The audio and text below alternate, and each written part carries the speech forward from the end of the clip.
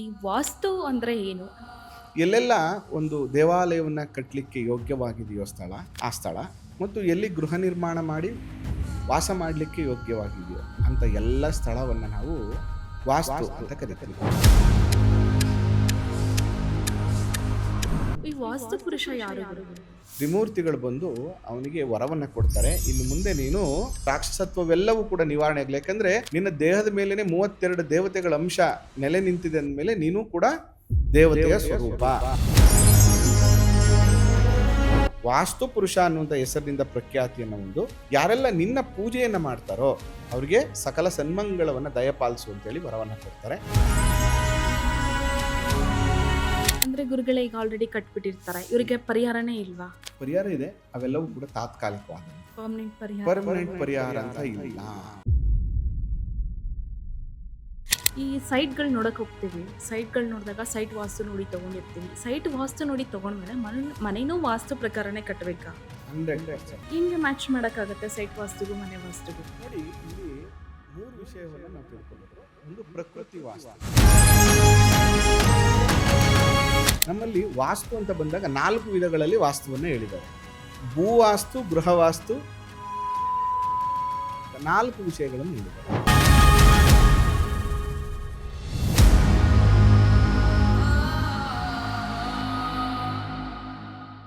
ನಮಸ್ಕಾರ, ನಾನು ಕಾವ್ಯ ಗೌಡ. ನೀವು ನೋಡ್ತಾ ಇದ್ದೀರಾ ಇವತ್ತು ಅಂತಃಕರಣ ಚಾನಲ್ನ ಯೂಟ್ಯೂಬ್ ಚಾನಲ್ನ ಮತ್ತೊಂದು ಎಪಿಸೋಡ್. ಇವತ್ತು ನಮ್ಮ ಜೊತೆಗಿದ್ದಾರೆ ಮಾಯ್ಕಾರ ಗುರುಕುಲ ಸಂಸ್ಥೆಯ ಸಂಸ್ಥಾಪಕರು, ಜ್ಯೋತಿಷ್ಯ ಮತ್ತು ವಾಸ್ತುಶಾಸ್ತ್ರದಲ್ಲಿ ಪರಿಣಿತಿ ಹೊಂದಿರುವಂತಹ, ಸರಳತೆ ಮತ್ತು ಸಕ್ಸಸ್ಗೆ ಮತ್ತೊಂದು ಹೆಸರು ಅಂತ ಹೇಳಿದ್ರೆ ತಪ್ಪಾಗೋದಿಲ್ಲ. ಇವತ್ತು ನಮ್ಮ ಜೊತೆ ಇದ್ದಾರೆ ವಿದ್ವಾನ್ ಮುಗುರು ಮತ್ತು ದೀಕ್ಷಿತ್ ಅವರು. ಗುರುಗಳೇ, ನಮ್ಮ ಸ್ಪೆಷಲ್ ಪಾಡ್ಕಾಸ್ಟ್ಗೆ ಸ್ವಾಗತ. ನಮಸ್ಕಾರಮ್ಮ. ನಮಸ್ತೆ. ಗುರುಗಳ ಆಗ್ಲೇ ಮಾತಾಡ್ದಂಗೆ, ಈ ವಾಸ್ತು ಅಂದ್ರೆ ಏನು? ಅಂದ್ರೆ ವಾಸ್ತು ಪುರುಷ ಯಾರು ಗುರುಗಳೇ? ಶ್ರೀ ಗುರುಭ್ಯೋ ನಮಃ. ಮಾಯಕಾರ ಪ್ರಭುವೇ ನಮಃ. ವಾಸ್ತು ಪುರುಷಾಯ ವಿದ್ಮಹೆ ಕ್ಷೇಮಂಕರಾಯ ಧೀಮಹಿ ತನ್ನೋ ವಾಸ್ತು ಪ್ರಚೋದಯಾತ್. ವಾಸ್ತು ಅಂದರೆ ತುಂಬ ಸಿಂಪಲ್ ಆಗಿ ಅರ್ಥ ಮಾಡಿಸೋಣಮ್ಮ. ವಾಸ್ತು ಅಂದರೆ ವಾಸ ಮಾಡಲಿಕ್ಕೆ ಯೋಗ್ಯವಾಗಿರುವಂತಹ ಸ್ಥಳ. ಯಾರು ವಾಸ ಮಾಡಲಿಕ್ಕೆ ಯೋಗ್ಯವಾದಂತಹ ಸ್ಥಳ ಅಂದರೆ ದೇವತೆಗಳು ಮತ್ತು ಮನುಷ್ಯರು. ದೇವತೆಗಳು ಅಂದರೆ ಎಲ್ಲೆಲ್ಲ ಒಂದು ದೇವಾಲಯವನ್ನು ಕಟ್ಟಲಿಕ್ಕೆ ಯೋಗ್ಯವಾಗಿದೆಯೋ ಸ್ಥಳ ಆ ಸ್ಥಳ, ಮತ್ತು ಎಲ್ಲಿ ಗೃಹ ನಿರ್ಮಾಣ ಮಾಡಿ ವಾಸ ಮಾಡಲಿಕ್ಕೆ ಯೋಗ್ಯವಾಗಿದೆಯೋ ಅಂತ ಎಲ್ಲ ಸ್ಥಳವನ್ನು ನಾವು ವಾಸ್ತು ಅಂತ ಕರಿತೀವಿ. ವಾಸ್ತು ಅಂದರೆ ನೇಚರ್ ಅಂತ. ಅದಕ್ಕೆ ಪ್ರಕೃತಿ ನಮಗೆ ವಾಸ ಮಾಡಲಿಕ್ಕೆ ಗಾಳಿ, ಬೆಳಕು, ವಾತಾವರಣ ಹೇಗಿದೆ, ಅದು ಪಾಸಿಟಿವ್ ಆಗಿದೆಯಾ ಅಥವಾ ನೆಗೆಟಿವ್ ಆಗಿದೆಯಾ, ಇದನ್ನೆಲ್ಲ ನೋಡುವಂಥದ್ದನ್ನೇ ನಾವು ವಾಸ್ತು ಅಥವಾ ವಾಸ್ತುಶಾಸ್ತ್ರ ಅಂತ ಕರಿತೀವಿ.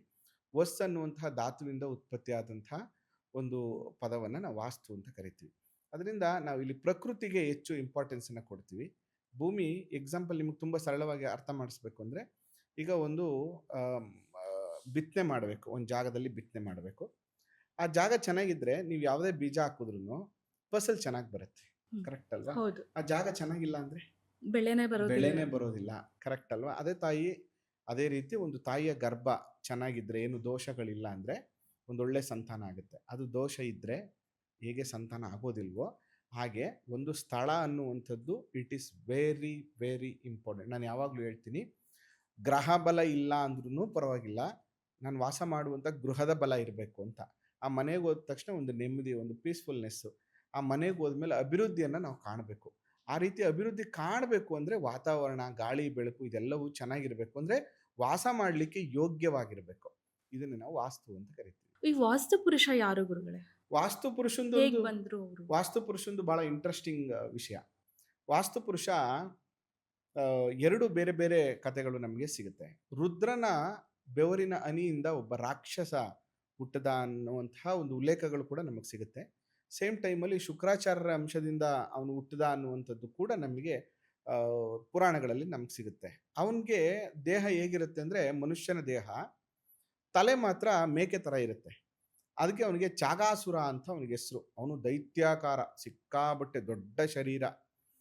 ಅವನಿಗೆ ಸಾವೇ ಬರದೇ ಇರುವಂತಹ ಒಂದು ವಿಶೇಷವಾದಂತಹ ಶಕ್ತಿ. ಅವನ ಆಸೆ ಏನು ಅಂದರೆ ಇಡೀ ಭೂಮಂಡಲ ಅಂದರೆ ಭೂಲೋಕ ಏನಿದೆ, ಅದು ದೇವಲೋಕ ಏನಿದೆ ಮತ್ತು ಪಾತಾಳ ಲೋಕ ಏನಿದೆ, ಎಲ್ಲವನ್ನ ತನ್ನ ಕಂಟ್ರೋಲಿಗೆ ತಗೋಬೇಕು ಅನ್ನುವಂಥದ್ದು ಅವನಿಗೆ ಬಹಳ ಆಸೆ. ಅದಕ್ಕೆ ಅವನೇನು ಮಾಡ್ತಾನೆ, ಎಲ್ಲ ದೇವಾನುದೇವತೆಗಳಿಗೆ ಉಪಟಳವನ್ನು ಕೊಡಲಿಕ್ಕೆ ಪ್ರಾರಂಭ ಮಾಡ್ತಾನೆ. ಅಂದರೆ ಎಲ್ಲರೂ ನನ್ನ ಮಾತು ಕೇಳಬೇಕು ಅಂತ. ಎಲ್ಲರಿಗೂ ಸಮಸ್ಯೆ ಆದರೆ ಇಂದ್ರನಿಗೆ ಇನ್ನೊಂದು ಸಮಸ್ಯೆ. ಅಯ್ಯೋ ಎಲ್ಲೋದ್ರು ನನ್ನ ಜಾಗಕ್ಕೆ ಬರ್ತಾರಪ್ಪ ಇವರು ಅಂತ. ಅದೇ ರೀತಿ ಇಂದ್ರ ಏನು ಮಾಡ್ತಾನೆ, ಭಯಪಟ್ಟು ಎಲ್ಲ ದೇವತೆಗಳನ್ನ ಕರ್ಕೊಂಡು ಬ್ರಹ್ಮನ ಬಳಿಗೆ ಹೋಗ್ತಾರೆ. ಆ ಬ್ರಹ್ಮನ ಬಳಿಗೆ ಹೋಗಿ ಕೇಳ್ತಾರೆ ಏನಂತಂದ್ರೆ, ಈ ತರ ಚಗಾಸುರ ಅನ್ನುವಂಥ ಒಬ್ಬ ದೊಡ್ಡ ರಾಕ್ಷಸ, ಇವನು ಬಹಳ ಉಪಟಳವನ್ನು ಕೊಡ್ತಾ ಇದ್ದಾನೆ. ಇನ್ನೊಂದು ಸ್ವಲ್ಪ ದಿನ ಆದ್ರೆ ನಮಗೆಲ್ಲ ತುಂಬಾ ಕಷ್ಟ ಆಗುತ್ತೆ, ಇದಕ್ಕೇನಾದ್ರೂ ಒಂದು ಪರಿಹಾರವನ್ನ ಮಾಡಿ ಅಂತ. ಆಗ ಬ್ರಹ್ಮ ಹೇಳ್ತಾನೆ, ನೋಡಿ ಆ ರಾಕ್ಷಸ ಇದಾನಲ್ಲ, ಅವನ ಗುಣ ಏನು ಅಂದ್ರೆ, ಅವನು ರಾತ್ರಿ ಮಲಗುವಂತಹ ಸಂದರ್ಭದಲ್ಲಿ ಬೋರ್ಲಾಗ್ ಮಲಗ್ತಾನೆ. ಅಂದ್ರೆ ಹೊಟ್ಟೆನ ಕೆಳಮುಖವಾಗಿ ನಮ್ಮ ಮಲಗ್ತಾನೆ. ಭಾಷೆಯಲ್ಲಿ ಹೇಳ್ಬೇಕಂದ್ರೆ ಮಕಡೆ ಮಲ್ಕೊಳ್ತಾನೆ. ಮಕಾಡೆ ಮಲ್ಕೊಳ್ಳೋದು ಅಂತೀವಲ್ಲ, ಹಂಗ್ ಮಲ್ಕೋತಾನ ಅವನು. ಅದಕ್ಕೆ ಒಂದು ಕೆಲಸ ಮಾಡಿ, ನೀವು ಹೋಗ್ಬಿಟ್ಟು ಅವನು ಮಲ್ಕೊಂಡಾಗ ದೇವಾನು ದೇವತೆಗಳೆಲ್ಲ ಅವನು ಬೆನ್ ಮೇಲೆ ಕೂತ್ಕೊಬಿಡಿ. ಆಗ ಏನಾಗುತ್ತೆ, ಅವನು ಆ ಭಾರವನ್ನ ತಡಿಲಾರದೆ ಮರಣವನ್ನ ಹೊಂದುತ್ತಾನೆ ಅಂತ. ಆಗ ದೇವತೆಗಳು ಹೋಗ್ಬಿಟ್ಟು ಅವ್ನು ಮಲಗಿರುವಂಥ ಸಂದರ್ಭದಲ್ಲಿ ಸುತ್ತ 8 ಜನ, ಮತ್ತೆ ಕಾರ್ನರ್ಸ್ ಅಲ್ಲಿ 32 ಜನ, ಮಧ್ಯದಲ್ಲಿ ಒಂದು 13 ಜನ ದೇವತೆಗಳು ಕೂತ್ಕೋತಾರೆ. ಈ 53 ದೇವತೆಗಳನ್ನೇ ನಾವು ವಾಸ್ತುಮಂಡಲ ದೇವತೆಗಳು ಅಂತ ಕರಿತೀವಿ. ಈಗ ನಿಮ್ಮ ಮನೇಲಿ ಒಂದು ಗೃಹ ಪ್ರವೇಶ ಮಾಡ್ತೀರಿ, ಆ ಗೃಹ ಪ್ರವೇಶ ಮಾಡುವಾಗ ಒಂದು ಮಂಡಲ ಬರೆದಿರ್ತಾರೆ, ನೀವು ಅಬ್ಸರ್ವ್ ಮಾಡಿರ್ತೀರಿ. ಆ ಮಂಡಲದಲ್ಲಿ ಆ ದೇವತೆಗಳನ್ನ ಪೂಜೆ ಮಾಡ್ತಾರೆ. ಅದನ್ನೇ ವಾಸ್ತು ಪೂಜೆ ಅಂತ ನಾವು ಹೇಳ್ತೀವಿ. ಆಗ ಆ ಭಾರವನ್ನ ತಡೀಲಿಕ್ಕಾಗದೆ ಅವನು ಕ್ಷಮಾಪಣೆಯನ್ನ ಕೇಳ್ತಾನೆ, ದಯವಿಟ್ಟು ನನ್ನನ್ನು ಕ್ಷಮಿಸ್ಬಿಡಿ, ನಂದು ತಪ್ಪು ಪರವಾಗಿದೆ ನನಗೆ ಅಂದಾಗ ತ್ರಿಮೂರ್ತಿಗಳು ಬಂದು ಅವನಿಗೆ ವರವನ್ನ ಕೊಡ್ತಾರೆ. ಇನ್ನು ಮುಂದೆ ನೀನು ನಿನ್ನಲ್ಲಿರುವಂತಹ ರಾಕ್ಷಸತ್ವವೆಲ್ಲವೂ ಕೂಡ ನಿವಾರಣೆ ಆಗಲಿ. ಯಾಕಂದ್ರೆ ನಿನ್ನ ದೇಹದ ಮೇಲೇನೆ 32 ದೇವತೆಗಳ ಅಂಶ ನೆಲೆ ನಿಂತಿದೆ ಅಂದಮೇಲೆ ನೀನು ಕೂಡ ದೇವತೆಯ ಸ್ವರೂಪ. ಅದಕ್ಕೆ ಇನ್ನು ಮುಂದೆ ವಾಸ್ತು ಪುರುಷ, ಯಾಕಂದ್ರೆ ನೀನು ಭೂಮಿಯ ಕಡೆಗೆ ಮುಖವನ್ನ ಮಾಡಿ ಮಲಗಿರೋದ್ರಿಂದ ಅವನು ಈಶಾನ್ಯಕ್ಕೆ ತಲೆ ಮಾಡಿರ್ತಾನೆ. ಕಾಲೆರಡುಗಳು ನೈಋತ್ಯದಲ್ಲಿರುತ್ತೆ, ಬಲಗೈ ಆಗ್ನೇಯದಲ್ಲಿರುತ್ತೆ, ಎಡಗೈ ವಾಯುವ್ಯದಲ್ಲಿರುತ್ತೆ, ಹೊಟ್ಟೆ ಭಾಗ ನಾಭಿಸ್ಥಾನದಲ್ಲಿರುತ್ತೆ, ಬ್ರಹ್ಮ ಭಾಗದಲ್ಲಿರುತ್ತೆ. ಈ ರೀತಿಯಾಗಿ ಅವನು ಮಲಗಿರ್ತಾನೆ. ಅದಕ್ಕೋಸ್ಕರ ನೀನು ವಾಸ್ತು ಪುರುಷ ಅನ್ನುವಂಥ ಹೆಸರಿನಿಂದ ಪ್ರಖ್ಯಾತಿಯನ್ನು ಹೊಂದು ಇನ್ನು ಮುಂದೆ ಯಾವುದೇ ದೇವತಾ ಕಾರ್ಯಗಳನ್ನು ಮಾಡುವಾಗ, ಭೂಮಿ ಪೂಜೆ ಮಾಡುವಾಗ, ಬಿತ್ತನೆ ಮಾಡುವಾಗ, ಭೂಮಿ ಕಾರ್ಯ ಮಾಡುವಾಗ, ಕಟ್ಟಡ ಕಾರ್ಯ ಮಾಡುವಾಗ ಯಾರೆಲ್ಲ ನಿನ್ನ ಪೂಜೆಯನ್ನು ಮಾಡ್ತಾರೋ ಅವರಿಗೆ ಸಕಲ ಸನ್ಮಂಗಳವನ್ನು ದಯಪಾಲಿಸು ಅಂತೇಳಿ ವರವನ್ನು ಕೊಡ್ತಾರೆ. ಇದು ವಾಸ್ತು ಪುರುಷನ ಕತೆ. ಅದಕ್ಕೆ ಇವತ್ತು ಕೂಡ ನೋಡಿ, ಇಡೀ ಭೂಮಂಡಲದ ಚಲನೆ, ಈಗ ನೇಚರ್, ಋತುಗಳು ಅಂತ ಹೇಳ್ತೀವಿ. 6 ಋತುಗಳು ಬದಲಾವಣೆ ಆದಂಗೆ ನಮಗೆ ಚಳಿ ಬರುತ್ತೆ, ಮಳೆ ಬರುತ್ತೆ, ಬಿಸಿಲು ಬರುತ್ತೆ. ಇಂಥ ಮಾಸದಲ್ಲಿ ಅದನ್ನ ಮಾಡಿ, ಇಂಥ ಮಾಸದಲ್ಲಿ ಮಾಡಬೇಡಿ ಅಂತೆಲ್ಲ ನಮಗೆ ನೇಚರ್ನ ತುಂಬಾ ಚೆನ್ನಾಗಿ ನಮ್ಮ ಹಿರಿಯರು ಹೇಳ್ಕೊಟ್ಟಿದ್ದಾರೆ. ಸೇಮ್ ಕಾನ್ಸೆಪ್ಟ್ ಅಲ್ಲಿ ವಾಸ್ತು ಪುರುಷ ಕೂಡ ನಮಗೆ ನಿರ್ಣಯವನ್ನ ಮಾಡಿದ್ದಾರೆ. ವಾಸ್ತು ಪುರುಷ ಪಾಕನಿರತನಾಗಿರ್ತಾನೆ, ಆ ಟೈಮಲ್ಲಿ ಗೃಹ ಪ್ರವೇಶ ಭೂಮಿ ಪೂಜೆಯನ್ನು ಮಾಡು. ವಾಸ್ತು ಪುರುಷ ಅಧಿಕಾರ ರಾಜಯೋಗದಲ್ಲಿ ಇರ್ತಾನೆ, ಆ ಸಮಯದಲ್ಲಿ ಗೃಹ ಪ್ರವೇಶ ಭೂಮಿ ಪೂಜೆಯನ್ನ ಮಾಡು. ಅದಾದ್ಮೇಲೆ ಅವನು ಊಟ ಮಾಡ್ತಾ ಇರ್ತಾನೆ, ಆ ಸಮಯದಲ್ಲಿ ನೀನು ಗೃಹ ಪ್ರವೇಶ ಕಟ್ಟಡ ಕಾರ್ಯಗಳನ್ನ ನೀನು ಮಾಡು. ಆದ್ರೆ ಅವನು ಒಂದು ಊರಿಂದ ಮತ್ತೊಂದು ಊರಿಗೆ ಪ್ರಯಾಣ ಮಾಡ್ತಾ ಇದ್ದಾನೆ, ಇದನ್ನ ಗುಳೇವು ಕಾಲ ಅಂತ ಕರಿತೀವಿ. ಈ ಸಮಯದಲ್ಲಿ ಯಾವುದೇ ಶುಭ ಕಾರ್ಯಗಳನ್ನು ಅಂದ್ರೆ ಮಾಡಬಾರ್ದು. ಗುಳಿಕ ಕಾಲ ಅಂತ ಗುಳಿಕ್ ಕ್ಯಾಲೆಂಡರ್. ಇಲ್ಲ ಗುಳೇವು ಅಂತ ಕರಿತೀವಿ. ಅಂದ್ರೆ ಗುಳೇವು ಕಾಲ. ಒಂದರಿಂದ ಮತ್ತೊಂದು ಊರಿಗೆ ಪ್ರಯಾಣ ಮಾಡುವಂಥದ್ದು, ಹಸು ಕರುಗಳ ಜೊತೆ ಒಂದೂರಿಂದ ಮತ್ತೊಂದು ಪ್ರಯಾಣ ಮಾಡುವಂಥದ್ದು, ಇದನ್ನ ಗುಳೇವು ಅಂತ ಕರಿತೀವಿ ನಾವು. ಈ ಸಮಯದಲ್ಲಿ ಮಾಡಬಾರ್ದು. ವಾಸ್ತು ಪುರುಷ ನಿದ್ರೆ ಮಾಡುವಂಥ ಟೈಮಲ್ಲಿ ಗೃಹ ಪ್ರವೇಶ ಭೂಮಿ ಪೂಜೆ ಮಾಡಬಾರ್ದು. ಈ ರೀತಿಯಾಗಿ ನಮಗೆ ಶಾಸ್ತ್ರದಲ್ಲಿ ಬೇರೆ ಬೇರೆ ಕಾಲಘಟ್ಟಗಳು, ಮತ್ತೆ ಅವನು ಕಸ ಗುಡಿಸ್ತಾ ಇರ್ತಾನೆ, ಮನೆ ಕ್ಲೀನ್ ಮಾಡ್ತಾ ಇರ್ತಾನೆ ಅವನು, ಆ ಸಂದರ್ಭದಲ್ಲಿ ಕೂಡ ಭೂಮಿ ಪೂಜೆ, ಗೃಹ ಪ್ರವೇಶ, ಕಟ್ಟಡ ಕಾರ್ಯವನ್ನ ಮಾಡಬಾರ್ದು. ಅಂದ್ರೆ ಪ್ರತಿಯೊಂದನ್ನು ಮುಹೂರ್ತ ಭಾಗದಲ್ಲಿ ಬಹಳ ಸೂಕ್ಷ್ಮವಾಗಿ ನಮಗೆ ತಿಳಿಸ್ಕೊಟ್ಟಿದ್ದಾರೆ. ಇದನ್ನೇ ನಾವು ಈಗ ನೋಡಿ, ಎಕ್ಸಾಂಪಲ್ ತಲೆಭಾಗ ಇದೆ, ಅದಕ್ಕೆ ಆ ಜಾಗದಲ್ಲಿ ಒಳ್ಳೆ ಮಾತನಾಡು, ಎಲ್ಲರೂ ಕೂತ್ಕೊಂಡು, ಅಂದ್ರೆ ಫ್ಯಾಮಿಲಿ ಕೂತ್ಕೊಂಡು ಅಂದ್ರೆ ಮಾತನಾಡುವಂತ ಈಶಾನ್ಯ ಜಾಗ ಭಾಗ. ಯಾವುದು, ಈಶಾನ್ಯದಲ್ಲಿ ಖಾಲಿ ಜಾಗ ಬಿಡಿ.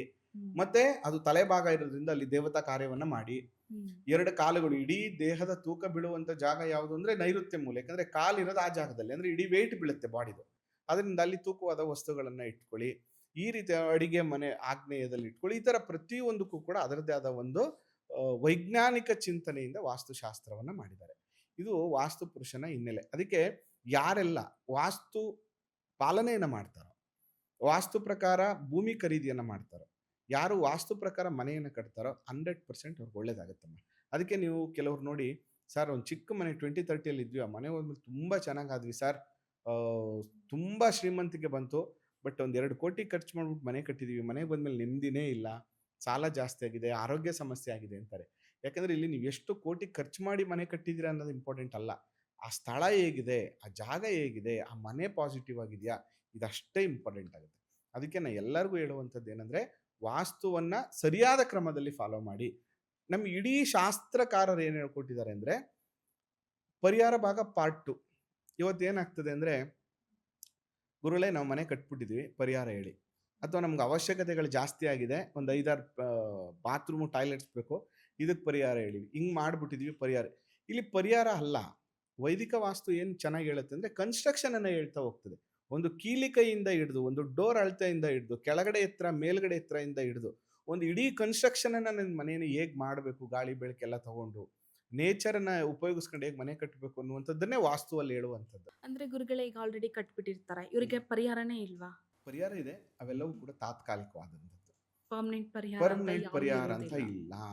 ಹ್ಮ್. ಯಾಕೆ ಪರ್ಮನೆಂಟ್ ಪರಿಹಾರ ಇಲ್ಲ ಅಂತ ನಾನು ತುಂಬ ಜನ ಕೇಳ್ತೀನಿ. ನೀನು ಸಮಸ್ಯೆನೇ ಮಾಡ್ಕೋಬೇಡಪ್ಪ, ಯಾಕೆ ಸಮಸ್ಯೆ ಮಾಡ್ಕೊತೀವಿ? ಈಗ ಎಕ್ಸಾಂಪಲ್, ನೀವು ಒಂದು ಒಳ್ಳೆ ಅಡುಗೆ ಮಾಡಿದ್ದೀರಾ ಅಂತ ಇಟ್ಕೊಳ್ಳೋಣ. ಆ ಅಡುಗೆಯಲ್ಲಿ ಹುಳಿ ಉಪ್ಪು ಖಾರ ಎಲ್ಲ ಜಾಸ್ತಿ ಆಗ್ಬಿಟ್ಟಿದೆ. ಅವಾಗ ಏನು ಮಾಡ್ತೀರಾ ನೀವು? ಅದನ್ನು ಸರಿಪಡ್ಸಕ್ಕೆ ಹೋಗ್ತೀರಾ. ಆದರೆ ನೀವು ಸರಿಯಾದ ಕ್ರಮದಲ್ಲಿ ಎಲ್ಲವನ್ನ ಮಾಡಿದರೆ ಅದು ಕೊಡುವಂತಹ ಟೇಸ್ಟ್ಗೂ ನೀವು ಅದಾದಮೇಲೆ ಕರೆಕ್ಷನ್ ಮಾಡುವಂಥ ಟೇಸ್ಟ್ಗೂ ಭಾಳ ವ್ಯತ್ಯಾಸ ಇರುತ್ತೆ. ಅದಕ್ಕೋಸ್ಕರ ವೈದಿಕ ವಾಸ್ತುಲಿ ಪರಿಹಾರಗಳಿಗಿಂತ ಕ್ರಮವನ್ನು ಹೇಳ್ತಾರೆ. ಪರಿಹಾರ ಕೂಡ ಹೇಳ್ತಾರೆ, ಹೇಗೆ? ಭೂಶುದ್ಧಿಯನ್ನು ಮಾಡು, ಯಂತ್ರಗಳನ್ನು ಸ್ಥಾಪನೆ ಮಾಡು, ವರ್ಷಕ್ಕೊಂದ್ಸರಿ ನಿತ್ಯ ನೈಮಿತ್ತಿಕ ಕಾರ್ಯಗಳು ಅಂತ.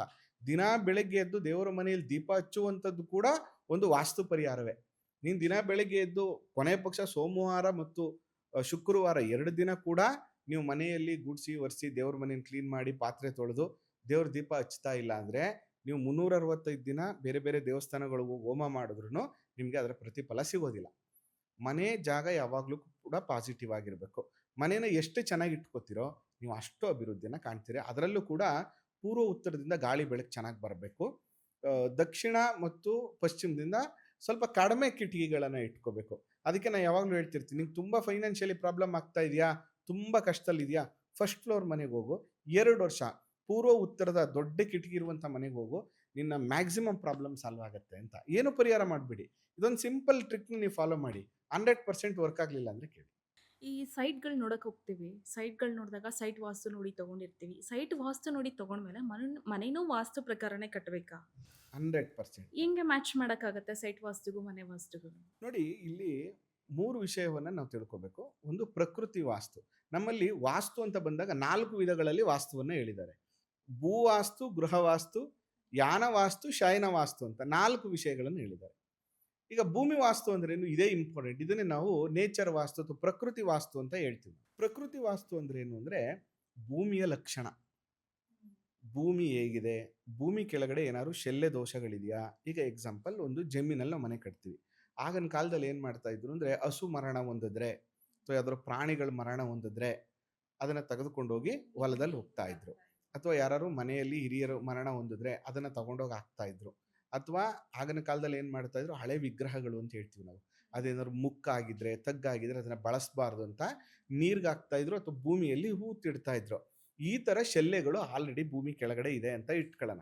ಅಥವಾ ಸುಟ್ಟೋಗಿರೋ ಮನೆಯ ಅವಶೇಷಗಳು, ಬೂದಿ, ಭಸ್ಮ, ಹೆಂಚು, ಈ ಥರದ ವಸ್ತುಗಳಿದೆ, ನಿಮಗೆ ಗೊತ್ತಿಲ್ಲ. ಆ ಜಾಗವನ್ನು ಖರೀದಿ ಮಾಡಿಬಿಟ್ರಿ ನೀವು. ಆ ಜಾಗದಲ್ಲಿ ನೀವು ಮನೆಯನ್ನು ಎಷ್ಟೇ 100% ವಾಸ್ತು ಪ್ರಕಾರ ನೀವು ಮಾಡಿದ್ರು ಕೂಡ ಆ ಮನೆಗೆ ಹೋದ್ಮೇಲೆ ನಿಮ್ಗೆ ನೆಗೆಟಿವ್ ಇರುತ್ತೆ. ಯಾಕೆ ಅಂದ್ರೆ ಅಂದರೆ ವಾಸ್ತು ಪ್ರಕಾರ ಕಟ್ಟಿದ್ರು ಕೂಡ ಅದು ನೆಗೆಟಿವ್ ನೆಗೆಟಿವ್ ಎನರ್ಜಿ ಬಂದೇ ಬರುತ್ತೆ ಆ ಮನೆಗೆ. ಆಗುತ್ತೆ. ಏನಕ್ಕೆ ಅಂದರೆ ನಾವು ತುಂಬ ಚೆನ್ನಾಗಿ ಡ್ರೆಸ್ ಮಾಡ್ಕೊಂಡಿದ್ದೀವಿ, ತುಂಬ ಚೆನ್ನಾಗಿ ಮೇಕಪ್ ಮಾಡ್ಕೊಂಡಿದ್ದೀವಿ ಅಂತ ಇಟ್ಕೊಳ್ಳೋಣ. ಒಳ್ಳೆ ಡ್ರೆಸ್ಸು, ಒಂದು ಒಳ್ಳೆ ರೇಷ್ಮೆ ಸೀರೆ ಹಾಕ್ಕೊಂಡಿದ್ದೀರಾ ಅಂತ ಇಟ್ಕೊಳ್ಳೋಣ. ಯಾವುದೋ ಜಾಗಕ್ಕೆ ಹೋಗಿದ್ದೀರಾ, ಮದುವೆ ಮನೆಗೆ ಹೋಗಿದ್ದೀರಾ, ಯಾವುದೋ ಫಂಕ್ಷನ್ಗೆ ಹೋಗಿದ್ದೀರಾ, ಫುಡ್ ಪಾಯ್ಸನ್ ಆಗಿಬಿಟ್ಟಿದೆ ನಿಮಗೆ. ಆಯಿತಾ? ನೀವು ನಾರ್ಮಲ್ ಆಗಿರೋಕ್ಕಾಗತ್ತಾ? ಯಾಕೆಂದರೆ ಇಂಟರ್ನಲ್ಲಿ ನನಗೆ ಹೆಲ್ತ್ ಇಶ್ಯೂಸ್ ಆಗ್ತಾ ಇದೆ. ಅದೇ ಥರ ಭೂಮಿ ಅನ್ನುವಂಥದ್ದು ದೇಹವನ್ನು ಇಂಡಿಕೇಟ್ ಮಾಡುತ್ತೆ. ಇದನ್ನೇ ನಾವು ತಿಳ್ಕೊಬೇಕಾಗಿರುವಂಥದ್ದು. ನಾವು ಒಂದು ಶಂಕುಸ್ಥಾಪನೆ ಅಂತ ಮಾಡ್ತೀವಿ. ನಮ್ಮ ನರೇಂದ್ರ ಮೋದಿಯವರು ಪಾರ್ಲಿಮೆಂಟ್ ನಿರ್ಮಾಣ ಮಾಡುವಾಗ ಭೂಮಿ ಪೂಜೆ ಮಾಡಿದ್ರು. ಆ ಸಂದರ್ಭದಲ್ಲಿ ಒಂದು ಶಂಕುಸ್ಥಾಪನೆ ಅಂತ ಮಾಡಿದ್ರು. ಅದನ್ನೇ ಭೂಶುದ್ಧಿ ಕ್ರಿಯೆ ಅಂತ ಕರಿತೀವಿ. ಇದನ್ನೇ ಭೂವಾಸ್ತು ಅಂತ. ಶಲ್ಯ ದೋಷಗಳನ್ನು ಮೊದಲು ನೀವು ಕ್ಲಿಯರ್ ಮಾಡ್ಕೋಬೇಕು.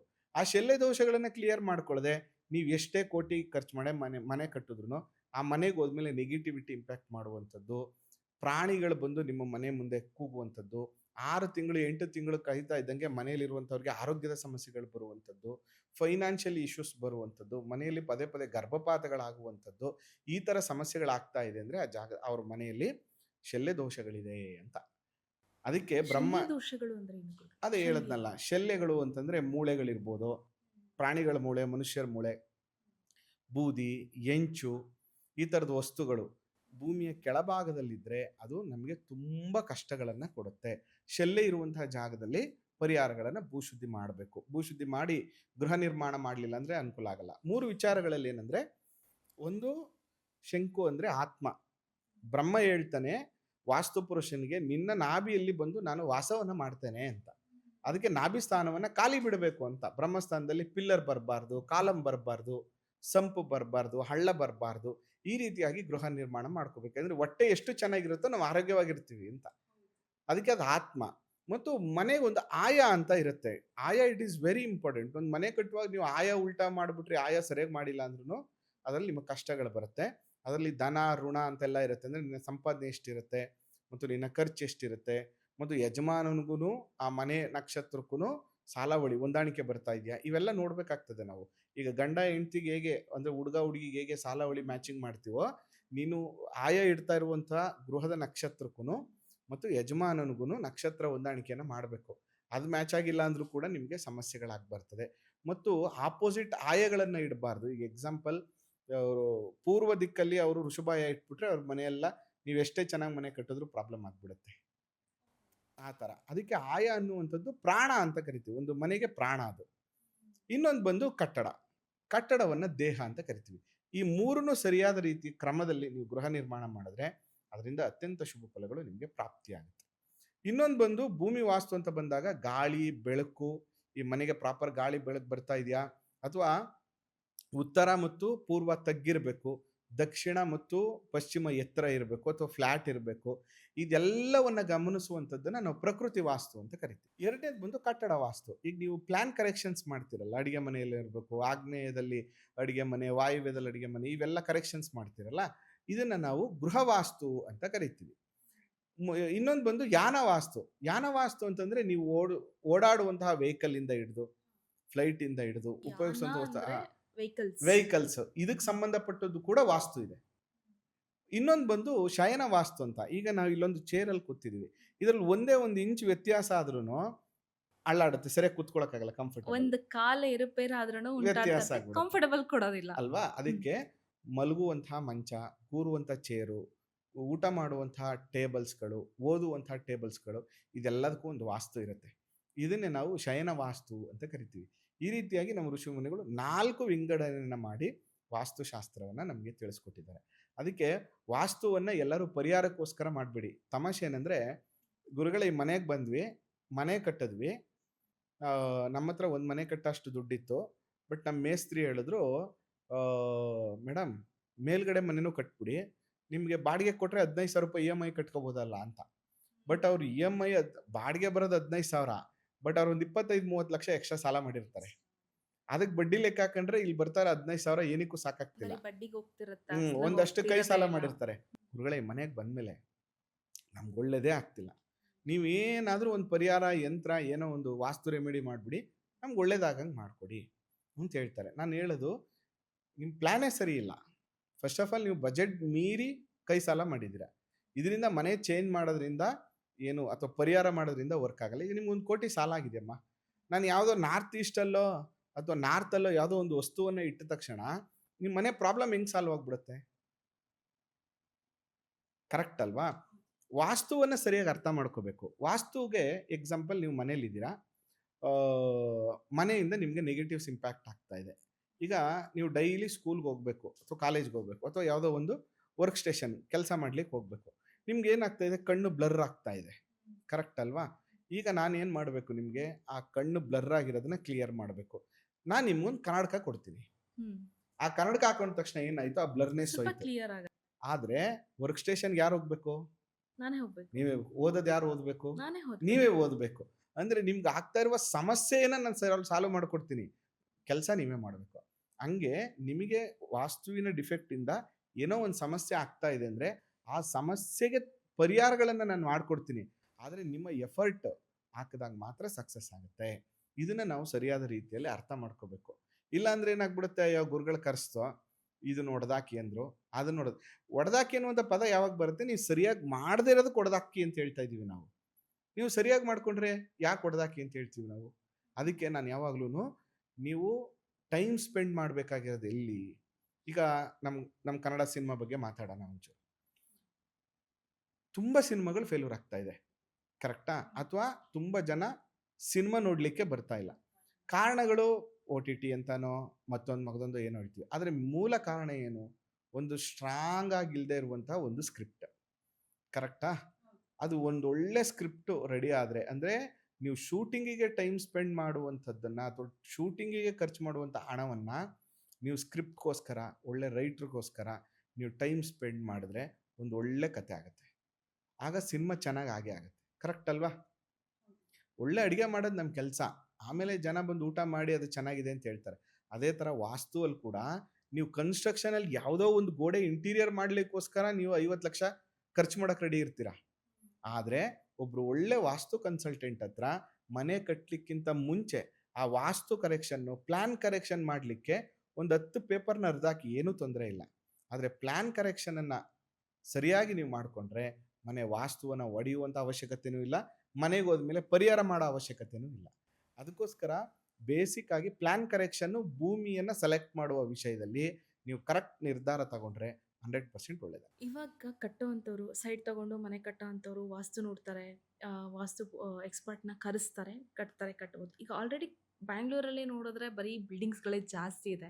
ಇವರು ವಾಸ್ತು ಪ್ರಕಾರ ಕರೆಕ್ಷನ್ಸ್ ಮಾಡ್ಕೊಬೇಕು ಅಂತ ಅಂದರೆ, ಇಲ್ಲ ಮೆಟ್ಲು ವಾಸ್ತು ನೋಡ್ತಾರೆ, ಇಲ್ಲ ಮನೆಗೆ ಹೋದ್ಮೇಲೆ ಈ ಸಾಮಾನ್ಯ ಜನರಿಗೆ ಈವನ್ ನನಗೂ ಸೇರಿಸ್ಕೊಂಡು ಹೇಳ್ತೀನಿ, ಈವನ್ ನಾರ್ಮಲ್ ವಾಸ್ತು ಕೂಡ ನಾನು ಕರೆಕ್ಟಾಗಿ ನೋಡೋಕ್ಕೆ ಬರೋದಿಲ್ಲ. ಇಂಥವ್ರಿಗೆ ಏನು ಹೇಳ್ತೀರಾ ನೀವು? ಏನು ಸಜೆಸ್ಟ್ ಮಾಡ್ತೀರಾ ಗುರುಗಳೇ? ಇಲ್ಲ, ನಾನು ಯಾವಾಗಲೂ ಏನು ಹೇಳ್ತೀನಿ ಅಂತಂದರೆ, ಆಲ್ಮೋಸ್ಟ್ ನಾನೀಗ ಒಂದು 16,000 ಜನ ಸ್ಟೂಡೆಂಟ್ಸ್ಗೆ ನಾನು ಪಾಠ ಮಾಡಿದ್ದೀನಿ. ಭಾಳ ಮುಖ್ಯವಾಗಿ ಪ್ರತಿಯೊಂದು ಮನೆಯಲ್ಲಿ ಒಬ್ಬರು ವಾಸ್ತು ಕನ್ಸಲ್ಟೆಂಟ್ ಇರಬೇಕು ಅನ್ನೋದು ನನ್ನ ಆಸೆ. ಒಬ್ಬರು ವಾಸ್ತು ಕನ್ಸಲ್ಟೆಂಟ್ ಇದ್ದರೆ ಅವ್ರ ಇಡೀ ಮನೆ ಚೆನ್ನಾಗಿರುತ್ತೆ. ಯಾವುದೋ ಹಂತದಲ್ಲಿ, ಎಕ್ಸಾಂಪಲ್ ಅವ್ರು ಬಾಡಿಗೆ ಮನೆಗೆ ಹೋಗಬೇಕು, ನೀವೇ ನೋಡ್ಕೋಬೋದು. ಸ್ವಂತ ಮನೆಗೆ ಹೋಗಬೇಕು, ಮನೆ ಕಟ್ಟಬೇಕು, ನೀವೇ ನೋಡ್ಕೋಬೋದು. ಬೇಸಿಕ್ ಥಿಂಗ್ಸ್ಗಳು ನಿಮ್ಗೆ ನೀಟಾಗಿ ಅರ್ಥ ಆಗ್ಬಿಡುತ್ತೆ. ಅದರಿಂದ ಜೀವನದಲ್ಲಿ ಅನೇಕ ವಿಷಯಗಳು, ಒಂದು ಸ್ಪೋರ್ಟ್ಸ್ಗೆ ಹೋಗ್ತೀವಿ ಅಥವಾ ಒಂದು ಜನರಲ್ ನಾಲೆಡ್ಜ್ಗೆ ಹೋಗ್ತೀವಿ ಅಥವಾ ಜಿಮ್ಗೆ ಹೋಗ್ತೀವಿ, ಏನೋ ಒಂದು ಆಕ್ಟಿವಿಟೀಸ್ ನಾವು ಮಾಡೋ ರೀತಿ ನೀವೊಂದು ಬೇಸಿಕ್ ನೀಡ್ಸ್ ಏನಂದರೆ ಪ್ರತಿಯೊಬ್ಬರು ವಾಸ್ತು ಕಲಿಬೇಕು. ಏನಕ್ಕೆ ಇದನ್ನು ಹೇಳ್ತಾ ಇದ್ದೀನಿ ಅಂದರೆ, ಯಾವ ವಾಸ್ತು ಕನ್ಸಲ್ಟೆಂಟ್ ಕರೆಕ್ಟ್ ಅಂತ ನಿಮ್ಗೆ ಹೆಂಗೆ ಗೊತ್ತಾಗುತ್ತೆ? ಕರೆಕ್ಟ್ ಅಲ್ವಾ? ಈಗ ನಾವು ಒಂದು ಹುಷಾರಿಲ್ಲ ಅಂದ ತಕ್ಷಣನೇ ಒಂದು 3-4 ಜನ ಬರೋದಿಲ್ವಲ್ಲ, ಸೊ ಅವ್ರು ಏನು ಹೇಳಿದ್ರು ನಾವು ಯಾರು ಹೇಳಿದ್ರು ಕರೆಕ್ಟ್ ಅಂತೀವಿ. ಆದರೆ ನಮಗೆ ಅದ್ರ ಬಗ್ಗೆ ನಾಲೆಡ್ಜ್ ಇದ್ರೆ, ನಾವೇ ಕರೆಕ್ಟಾಗಿ ತಿಳ್ಕೊಬಿಟ್ರೆ ಯಾರು ಏನು ಹೇಳ್ತಾ ಇದ್ದಾರೆ, ಸರಿ ಹೇಳ್ತಾ ಇದ್ದಾರಾ, ತಪ್ಪು ಹೇಳ್ತಾ ಇದ್ದೀರೋ. ಅದಕ್ಕೆ ನಾನು ಯಾವಾಗಲೂ ಏನು ಹೇಳ್ತೀನಿ ಅಂತಂದರೆ, ನೀವು ಯಾರನ್ನೂ ನಂಬಬೇಡಿ ಅಥವಾ ಎಲ್ಲರನ್ನೂ ನಂಬಿ. ಆದರೆ ನಂಬೋದು ನಂಬದೇ ಇರೋಕ್ಕೆ ಮುಂಚೆ ಆ ವಿಷಯ ಜ್ಞಾನವನ್ನು ನೀವು ಒಂದಷ್ಟು ತಿಳ್ಕೊಂಡಿರಿ ಅಂತ. ಅದಕ್ಕೋಸ್ಕರ ನನ್ನ ಮೂಲ ಉದ್ದೇಶ ಶಾಸ್ತ್ರವನ್ನು ಪ್ರಚಾರ ಮಾಡುವಂಥದ್ದು. ಶಾಸ್ತ್ರ, ಜ್ಯೋತಿಷ್ಯ ಇರ್ಬೋದು, ವಾಸ್ತುಶಾಸ್ತ್ರ ಇರ್ಬೋದು. ಈಗ ಸಾಮಾನ್ಯವಾಗಿ 2 ದಿನ, 3 ದಿನ, 4 ದಿನ ಎಲ್ಲ ಕ್ಲಾಸಸ್ ನಡೆಯುತ್ತೆ. ಬಟ್ ನಾನು ವಾಸ್ತು ಕ್ಲಾಸ್ ಹೇಗೆ ಮಾಡ್ತೀನಿ ಅಂದರೆ, ಮಿನಿಮಮ್ 6ರಿಂದ 8 ತಿಂಗಳು ಮಾಡ್ತೀನಿ. ನನ್ನಲ್ಲಿ ಬರುವಂಥ ಆರ್ಕಿಟೆಕ್ಟ್ಸ್ ಬರ್ತಾರೆ, ಇಂಜಿನಿಯರ್ಸ್ ಬರ್ತಾರೆ, ಇಂಟೀರಿಯರ್ ಡಿಸೈನರ್ಸ್ ಬರ್ತಾರೆ, ಸ್ಟೂಡೆಂಟ್ಸ್ಗಳು ಬರ್ತಾರೆ, ವಾಸ್ತು ಕನ್ಸಲ್ಟೆಂಟ್ ಆಗಬೇಕು ಅಂತ ಬರ್ತಾರೆ. ತುಂಬ ಜನ ಇವತ್ತು ಕನ್ಸಲ್ಟೆಂಟಾಗಿ ವರ್ಕ್ ಮಾಡ್ತಾ ಇದ್ದಾರೆ. ಬಟ್ ಅವ್ರು ಬರುವಾಗ, ಸರ್ ನಾವೇನೋ ಒಂದು 3-4 ದಿನದಲ್ಲಿ ಏನಿರುತ್ತೆ ವಾಸ್ತುಲಿ, ಅಗ್ನಿಮೂಲೆ ಮತ್ತು ಸ್ನಾನದ ಮನೆ, ರೂಮ್ಗಳಿರುತ್ತೆ, ಏನು ಇರುತ್ತೆ ಅದರಲ್ಲಿ ಹೇಳೋಕ್ಕೆ ಅಂತ. ಬಟ್ ನೀವು ಕ್ಲಾಸಿಗೆ ಬಂದಮೇಲೆ ಗೊತ್ತಾಗ್ತಾ ಇದೆ ಇಷ್ಟೊಂದೆಲ್ಲ ಇದೆಯಾ ವಾಸ್ತುವಲ್ಲಿ ಅಂತ. ಮತ್ತು ನಾವು ವಾಸ್ತುಶಾಸ್ತ್ರದ ಹಿಂದೆ ಇರುವಂಥ ಸೈನ್ಸನ್ನು ಕರೆಕ್ಟಾಗಿ ಅರ್ಥ ಮಾಡ್ಕೋಬೇಕು. ಈಗ ಎಕ್ಸಾಂಪಲ್, ನೀವು ಮೆಟ್ಲು ಬಗ್ಗೆ ನನ್ನನ್ನು ಪ್ರಶ್ನೆ ಕೇಳಿದ್ರಿ, ಕರೆಕ್ಟ್ ಅಲ್ವಾ? ಹೌದು, ಮೆಟ್ಲು ಶಾಸ್ತ್ರ ನೋಡ್ತಾರೆ, ಮೆಟ್ಲಲ್ಲೂ. ಇದನ್ನ ಸೋಪಾನ ಅಂತ ಕರಿತೀವಿ ನಾವು. ಸೋಪಾನ. ಚತುರ್ಕೋಣೆ ಚತುರ್ದಿಕ್ಷು ಸೋಪಾನ ಸ್ಥಾನ ಮೀರಿತಂ ಅಂತ ಶಾಸ್ತ್ರ ಹೇಳಿದ್ದಾರೆ. ಅಂದರೆ ಇದರ ಅರ್ಥ ಏನು ಅಂದರೆ, ನೋಡಿ, ತುಂಬ ಜನ ಈ ದಿಕ್ಕಲ್ಲಿ ಮೆಟ್ಲು ಬರಬಾರ್ದು, ಆ ದಿಕ್ಕಲ್ಲಿ ಮೆಟ್ಲು ಬರಬಾರ್ದು, ಇದನ್ನು ತುಂಬ ಸರಿ ನೀವು ಕೇಳಿರ್ತೀರ ಅಲ್ವಾ? ಅಥವಾ ಯಾವುದೋ ವಿಡಿಯೋ ನೋಡುವಾಗಲೋ ಅಥವಾ ನಿಮ್ಮ ಅಕ್ಕಪಕ್ಕ ಮನೆ ಮಾಡುವಾಗ ಅಥವಾ ನಿಮ್ಮ ಹಿರಿಯರ ಜೊತೆ ಕಮ್ಯುನಿಕೇಶನ್ ಮಾಡುವಾಗ ಈ ಥರ ಹೇಳ್ತಿರ್ತಾರೆ. ಆದರೆ ಮೂಲ ಶಾಸ್ತ್ರದಲ್ಲಿ ಅದನ್ನು ಹೇಳೇ ಇಲ್ಲ. ಚತುರ್ಕೋಣ ಚತುರ್ದಿಕ್ಷು ಸೋಪಾನ ಸ್ಥಾನ ಮೀರಿತಂ ಅಂತ ಹೇಳ್ಬಿಟ್ಟು ನೀನು ಎಲ್ಲಿ ಬೇಕಾದ್ರೂ ಮಾಡ್ಕೊ, ನಮ್ದು ಏನೋ ಅಬ್ಜೆಕ್ಷನ್ಸ್ ಇಲ್ಲ, ಎಲ್ಲರೂ ಮಾಡ್ಕೊ, ಮನೆ ಒಳಗಾರು ಮಾಡ್ಕೊ, ಆಚೆನಾರು ಮಾಡ್ಕೊ, 4 ಮೂಲೆಯಲ್ಲಿ ಬೇಕಾದ್ರೂ ಮಾಡ್ಕೊ, ನಮ್ದು ಏನೋ ಅಬ್ಜೆಕ್ಷನ್ಸ್ ಇಲ್ಲ, ಅನುಕೂಲಕ್ಕೆ ತಕ್ಕಂಗೆ ಮಾಡ್ಕೊ ಅಂತ. ಆದರೆ ಒಂದೇ ಒಂದು ರೂಲ್ ಹೇಳಿದ್ದಾರೆ. ಏನು ರೂಲ್ ಅದು? ಹತ್ತುವಾಗ 7 ರೀತಿಯ ಮೆಟ್ಲುಗಳಿದೆ, ಅಲ್ಲಿಗೆ ಬರೋಣ ಅಂತ 7 ಟೈಪ್ಸ್ ಆಫ್ ಮೆಟ್ಲು. ಇವತ್ತು ನಾವೇನು ಒಂದು ಕಂಬವನ್ನು ಇಟ್ಬಿಟ್ಟು ಸುರುಳಿಯಾಗಿ ಹತ್ತುವಂಥದ್ದು, ಸ್ಟ್ರೈಟ್ ಹೋಗ್ಬಿಟ್ಟು ಲೆಫ್ಟ್ ರೈಟ್ ಹೋಗುವಂಥದ್ದು, ಈ ಥರದ್ದು 7 ರೀತಿಯ ಸ್ಟೇರ್ ಕೇಸ್ಗಳನ್ನು ನಮಗೆ ಆಲ್ರೆಡಿ ಋಷಿ ಮುನಿಗಳು ತಿಳಿಸ್ಬಿಟ್ಟಿದ್ದಾರೆ. ಆದರೆ ಇಲ್ಲಿ ರೂಲ್ ಏನಂದರೆ, ನೀನು ಲ್ಯಾಂಡ್ ಆಗುವಾಗ, ಅಂದರೆ ನಿನ್ನ ಕೊನೆಯ ಹಂತವನ್ನು ಸ್ಟೆಪ್ಸನ್ನು ಇಡುವಂಥ ಸಂದರ್ಭದಲ್ಲಿ ನೀನು ಪೂರ್ವಾಭಿಮುಖವಾಗಿರಬೇಕು ಅಥವಾ ಉತ್ತರಾಭಿಮುಖವಾಗಿರಬೇಕು. ಅದಾದ ಮೇಲೆ ಕ್ಲಾಕ್ ವೈಸೇ ಹತ್ತಬೇಕು, ಆ್ಯಂಟಿ ಕ್ಲಾಕ್ ವೈಸ್ ಹತ್ತಬಾರ್ದು. ಇದನ್ನ ಹೇಳಿದ್ದಾರೆ. ಅದರ ಜೊತೆಗೆ ಬೆಸ ಸಂಖ್ಯೆ ಇರಬೇಕು. 1, 3, 5, 7, 9, 11 0ಯಿಂದ ಎಂಡ್ ಆಗಬಾರ್ದು, 10, 20 ಇರಬಾರ್ದು. ಅದರಲ್ಲಿ ಇನ್ನೊಂದು ರೂಲ್ ಇದೆ, ಏನಂದ್ರೆ 3ರಿಂದ ಭಾಗಿಸ್ಬೇಕು, ಆಯ್ತಾ, ಶೇಷ 2 ಉಳಿಬೇಕು. ಇಷ್ಟೆಲ್ಲ ಕ್ಯಾಲ್ಕುಲೇಷನ್ ಅದು ರೂಲ್ ಇದೆ. ಈಗ ಎಕ್ಸಾಂಪಲ್, ನೀವು 5 ಸ್ಟೆಪ್ ಇಟ್ರಿ, ಆಯ್ತಾ, 5 ಸ್ಟೆಪ್ ಇಟ್ರೆ 3 3 ಕರೆಕ್ಟಾ? ಶೇಷ ಎಷ್ಟು ಉಳಿತು? ನೀವೇ ಹೇಳಬೇಕು. ಶೇಷ 2 ಉಳಿತು. 11 ಸ್ಟೆಪ್ ಇಟ್ರಿ ನೀವು, 11 ಸ್ಟೆಪ್ ಇಟ್ರೆ 3 3 9, ಶೇಷ 2 ಉಳಿತು. ಅಂದ್ರೆ ಇಲ್ಲಿ ರೂಲ್ ಇದೆ, ಏನಂದ್ರೆ ನೀನು ಹಂತಗಳನ್ನ ಬೆಸ ಸಂಖ್ಯೆಯಲ್ಲಿ ಇಟ್ಟರು ಕೂಡ ಅದನ್ನ ಭಾಗಾಕಾರ ಮಾಡಿದಾಗ ಶೇಷ 2 ಉಳಿಬೇಕು ಅಂತ. ಈ ತರ ನೀನು ಮಾಡ್ಕೊಂಡಾಗ ಇದರ ಸೈನ್ಸ್ ಏನು ಅಂತ ಅರ್ಥ ಮಾಡಿಸ್ತೀನಿ. ತುಂಬಾ ಜನ ಹೇಳ್ತಾರೆ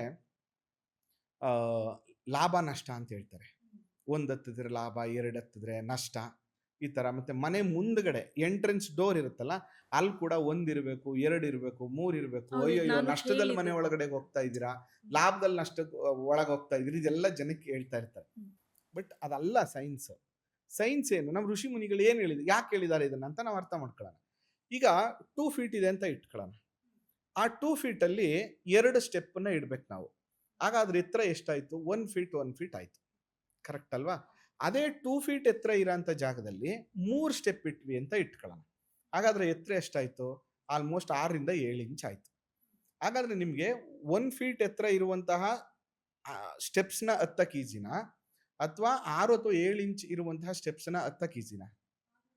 ಕರೆಕ್ಟಾ? ಇದೇ ಸೈನ್ಸ್. ಏನಂದ್ರೆ ಯಾವಾಗ ನಾವು ಬೆಸ ಸಂಖ್ಯೆಯಲ್ಲಿ ಸ್ಟೆಪ್ಸ್ಗಳನ್ನ ಕಟ್ತೀವೋ ಆಗ ಹತ್ಲಿಕ್ಕೆ ಈಸಿ ಆಗುತ್ತೆ.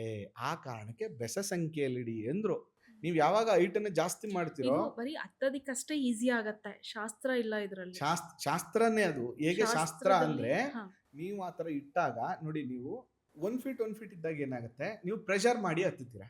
ಪ್ರೆಷರ್ ಮಾಡಿ ಹತ್ತಿದಾಗ ಏನಾಗುತ್ತೆ, ಏದುಸಿರು ಜಾಸ್ತಿ ಬರುತ್ತೆ, ಬ್ಯಾಕ್ ಪೈನ್ ಬರುತ್ತೆ, ಮಂಡಿ ನೋವು ಬರುತ್ತೆ. ವಯಸ್ಸಾದವ್ರಿಗಂತೂ ತುಂಬಾನೇ ಕಷ್ಟ. ಲಾಂಗ್ ಟರ್ಮ್ ಅಲ್ಲಿ ನಿಮಗೆ ಮಂಡಿ ನೋವು, ಬ್ಯಾಕ್ ಪೇನು, ಆರೋಗ್ಯ ಸಮಸ್ಯೆ ಬರುತ್ತೆ. ಆರೋಗ್ಯ ಸಮಸ್ಯೆ ಬಂದ್ರೆ ಆಸ್ಪತ್ರೆಗೆ ದುಡ್ಡು ಖರ್ಚು ಮಾಡೋಕೆ ಇದೇ ನಷ್ಟ. ಯಾವ ಸಮಸ್ಯೆನೂ ಇಲ್ಲದೆ ಡೈಲಿ ಹತ್ತಿ ಓಡಾಡ್ತಾ ಇದ್ರೆ ಅದೇ ಲಕ್ಷ್ಮಿ. ಅದರಿಂದ ಅದಕ್ಕೆ ಸಂಬಂಧ ಇಲ್ಲ. ನೋಡಿ, ಮನೆಯ ಬಾಗಲ ಬಗ್ಗೆ ತುಂಬಾ ಜನಕ್ಕೆ ಗೊತ್ತಿಲ್ಲ, ಅದು ಹೇಳ್ಬಿಡ್ತೀನಿ. 2 ಇರಬೇಕು, 1 ಇರಬೇಕು, 3 ಇರಬೇಕು ಅಂತ ಹೇಳ್ತಾರೆ. ಈ ಸ್ಟೆಪ್ಗಳ ಬಗ್ಗೆ ಹೇಳಿರುವಂಥದ್ದು ಸೋಫಾನಗಳಿಗೆ ಮಾತ್ರ, ಅಂದ್ರೆ ಮೆಟ್ಟಿಲುಗಳು ಹತ್ಕೊಂಡು ಹೋಗ್ತೀವಲ್ಲ, ಸ್ಟೇರ್ ಕೇಸ್ ಅಂತ ಏನು ಹೇಳ್ತೀವಿ, ಅಲ್ಲಿಗೆ ಮಾತ್ರ ಹೇಳಿದ್ದಾರೆ ಹೊರತು ಮನೆ ಮುಂಭಾಗದಲ್ಲಿ ಬರುವಂಥ ಸ್ಟೆಪ್ಸ್ಗಳಿಗೆ ಇದನ್ನ ಅಪ್ಲಿಕೇಬಲ್ ಹೇಳಿಲ್ಲ. ಅದರಲ್ಲಿ ಹೇಳಿರುವಂಥದ್ದು ಒಂದೇ, ಅಧಿಷ್ಠಾನ ಅಂತ ಕರಿತೀವಿ ನಾವು. ಅಧಿಷ್ಠಾನ ಅಂದ್ರೆ ಪ್ಲಿಂತ್ ಅಂತ, ಅಂದ್ರೆ ನಿನ್ನ ಸ್ಟೆಪ್ಸು ಪ್ಲಿಂತ್ಗೆ ಸಮಾನವಾಗಿರ್ಬೇಕು ಅಂತ. ಆಗ ನಿನಗೆ ಮನೆ ಒಳಗಡೆ ಹೋಗ್ಲಿಕ್ಕೆ ಈಸಿ ಆಗುತ್ತೆ ಅಂತ. ಅದರಿಂದ ನೀವು ಅದಕ್ಕೆ ಸಮಾನ ಇರುವಂತಹ ರೀತಿಯಲ್ಲಿ ನೀವು 1 ಆದ್ರೂ ಮಾಡ್ಕೊಳ್ಳಿ, 2 ಆದ್ರೂ ಮಾಡ್ಕೊಳ್ಳಿ, 3 ಆದ್ರೂ ಮಾಡ್ಕೊಳ್ಳಿ, ಅದಕ್ಕೂ ವಾಸ್ತುಗೂ ಸಂಬಂಧ ಇಲ್ಲ. ಅದಕ್ಕೂ ಸೋಪಾನ ಅಂದ್ರೆ ಮೆಟ್ಲುಗಳು, ಸ್ಟೇರ್ ಕೇಸ್ ಬಂದಾಗ 1 3 5 ಕಾಂಬಿನೇಷನ್ ಇರಬೇಕು, ಅದನ್ನ ಭಾಗಾಕಾರ ಮಾಡಿದಾಗ 2 ಬರಬೇಕು. ಆ ಮನೆ ಮುಂಭಾಗದಲ್ಲಿ ಇರುವಂತ ಸ್ಟೆಪ್ಗೆ ಅಧಿಷ್ಠಾನದ ನೇರವಾಗಿ ಒಂದಿರಬೇಕು. ಅದ್ರ ಜೊತೆಗೆ ನೀವು ಎಷ್ಟು ಬೇಕಾದ್ರೂ ಅನುಕೂಲಕ್ಕೆ ತಕ್ಕಂಗೆ ನೀವು ಮಾಡ್ಕೋಬಹುದು. ಇದು ಸಿಂಪಲ್ ಟೆಕ್ನಿಕ್ಕು ಮತ್ತು ವಾಸ್ತುಶಾಸ್ತ್ರದ ಹಿಂದೆ ಇರುವಂತ ವೈಜ್ಞಾನಿಕ. ಇನ್ನೊಂದು ಗುರುಗಳೇ, ನನಗೂ ಕನ್ಫ್ಯೂಷನ್ಸ್ ಇರೋವಂಥದ್ದು, ನಾನು ಸಾಮಾನ್ಯವಾಗಿ ನೋಡಿದ್ದು,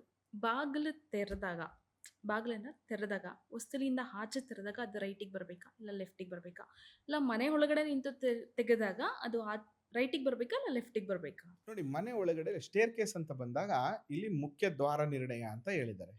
ಮುಖ್ಯ ದ್ವಾರ ನಿರ್ಣಯ ಅಂತ ಬಂದಾಗ ದ್ವಾರ ಸ್ತಂಭಗಳು ಅಂತ ಹೇಳ್ತಾರೆ. ದ್ವಾರ ಸ್ತಂಭ ಅಂದ್ರೆ ಚೌಕಟ್ಟು ಅಂತ ಏನು ಹೇಳ್ತೀವಿ ಅದು. ಮತ್ತು ಇದರಲ್ಲಿ ಬಹಳ ಪ್ರಮುಖವಾಗಿ ಗಮನಿಸಬೇಕಾಗಿರುವಂಥದ್ದು ಏನಂದ್ರೆ, ಮುಖ್ಯ ದ್ವಾರವನ್ನು ನಿರ್ಣಯ ಮಾಡಲಿಕ್ಕೆ ನಮ್ಮ ಶಾಸ್ತ್ರದಲ್ಲಿ ಒಂದು ರೂಲ್ ಮಾಡಿದ್ದಾರೆ. ಏನಂದ್ರೆ, ಎಕ್ಸಾಂಪಲ್ ಪೂರ್ವನ ನಾನು ಆವಾಗಲೇ ವಾಸ್ತುಪುರುಷ ಮಂಡಲ ಅಂತ ಹೇಳ್ತಾ ಇದ್ದೆ. ಅದರಲ್ಲಿ ಚತುಷ್ಷಷ್ಠಿ ಮಂಡಲ ಅಂತ, ಮಂಡೂಕ ಅಂತ ಹೇಳ್ತೀವಿ, ಅದನ್ನು 8 ಭಾಗ ಮಾಡಬೇಕು ಅಂತ. ಆ 8 ಭಾಗ ಮಾಡಿ 8 ಭಾಗ ಮಾಡಬೇಕು. ಆ ಮಂಡಲದ ಹೆಸರದು. ಈ ತರದ್ದು 32 ಮಂಡಲಗಳಿದೆ, 32 ಮಂಡಲಗಳಿದೆ. ಅದರಲ್ಲಿ ನಾವು ಈ ಮಂಡಲದಲ್ಲಿ ದೇವಾಲಯಗಳನ್ನು ಕಟ್ಟುವಾಗ ಈ ಮಂಡಲವನ್ನು ಬಳಸಬೇಕು.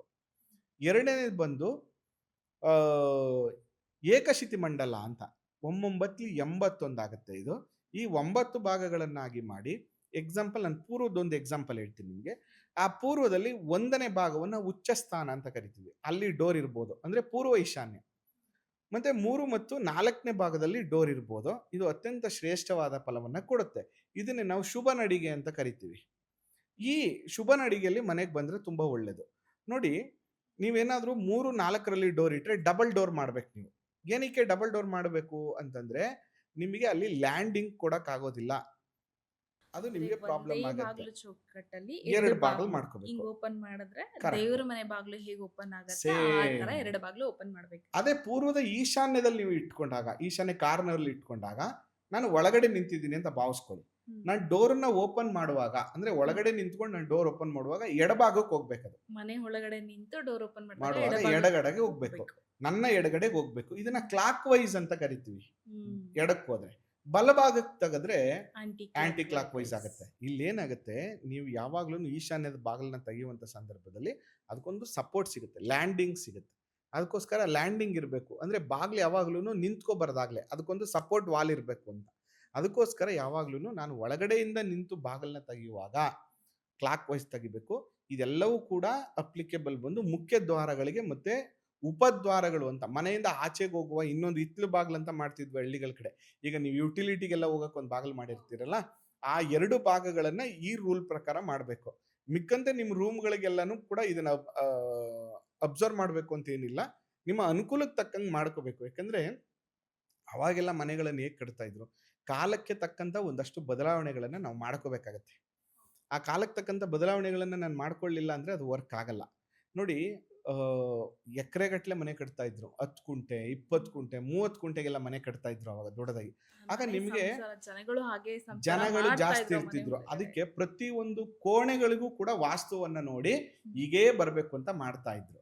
ಆದ್ರೆ ಇವತ್ತು ನಮ್ಗಿರೋದೇ ಒಂದು 30, 40 ಅಥವಾ 20, 30 ಲಿಮಿಟ್ ಇದೆ ನಮ್ಮ ಒಂದು. ಅದಕ್ಕೋಸ್ಕರ ನೀವು ಎಲ್ಲವನ್ನ ನೋಡ್ತೀನಿ. ಮತ್ತೆ 100% ವಾಸ್ತುವನ್ನ ನನ್ನ ಮನೆ ನಾನೇ ಕಟ್ಕೊಂಡ್ರು ಮಾಡಕ್ಕಾಗಲ್ಲ. 100% ವಾಸ್ತು ಮಾಡಿದ್ರೆ ಅದು ದೇವಸ್ಥಾನ ಆಗ್ಬಿಡುತ್ತೆ. ವಾಸ ಮಾಡಕ್ಕಾಗಲ್ಲ ಅಲ್ಲಿ. ಸಣ್ಣ ಪುಟ್ಟ ಲೋಪದೋಷಗಳಿರಬೇಕು. ಅದರಿಂದ ನಾವು 100% ಮಾಡಕ್ಕಾಗಲ್ಲ. ಬೆಟರ್ ಮಾಡಬೇಕು. ಎಷ್ಟು ಚೆನ್ನಾಗಿ ಮಾಡಕ್ ಸಾಧ್ಯ ಅಂದ್ರೆ 80-85% ಅಷ್ಟು ನಾವು ಮಾಡ್ಕೋಬೇಕಾಗತ್ತೆ. ಅದರಿಂದ ಮುಖ್ಯ ದ್ವಾರಗಳಿಗೆ ಈ ನಿರ್ಣಯವನ್ನ ಮಾಡ್ಕೊಳ್ಳೋದು ತುಂಬಾ ಒಳ್ಳೆಯದು. ಒಂದು ಮನೆ ಅಂತ ಬಂದಾಗ ಗುರುಗಳೇ, ಆ ಮನೆ ಒಳಗಡೆ ಎಷ್ಟು ಬಾಗಿಲುಗಳಿರ್ಬೇಕು? ಇದು ಬೆಸದಲ್ಲಿರ್ಬೇಕಾ? ಸಮದಲ್ಲಿರ್ಬೇಕಾ? ನೋಡಿ, ಯಾವಾಗ್ಲೂನು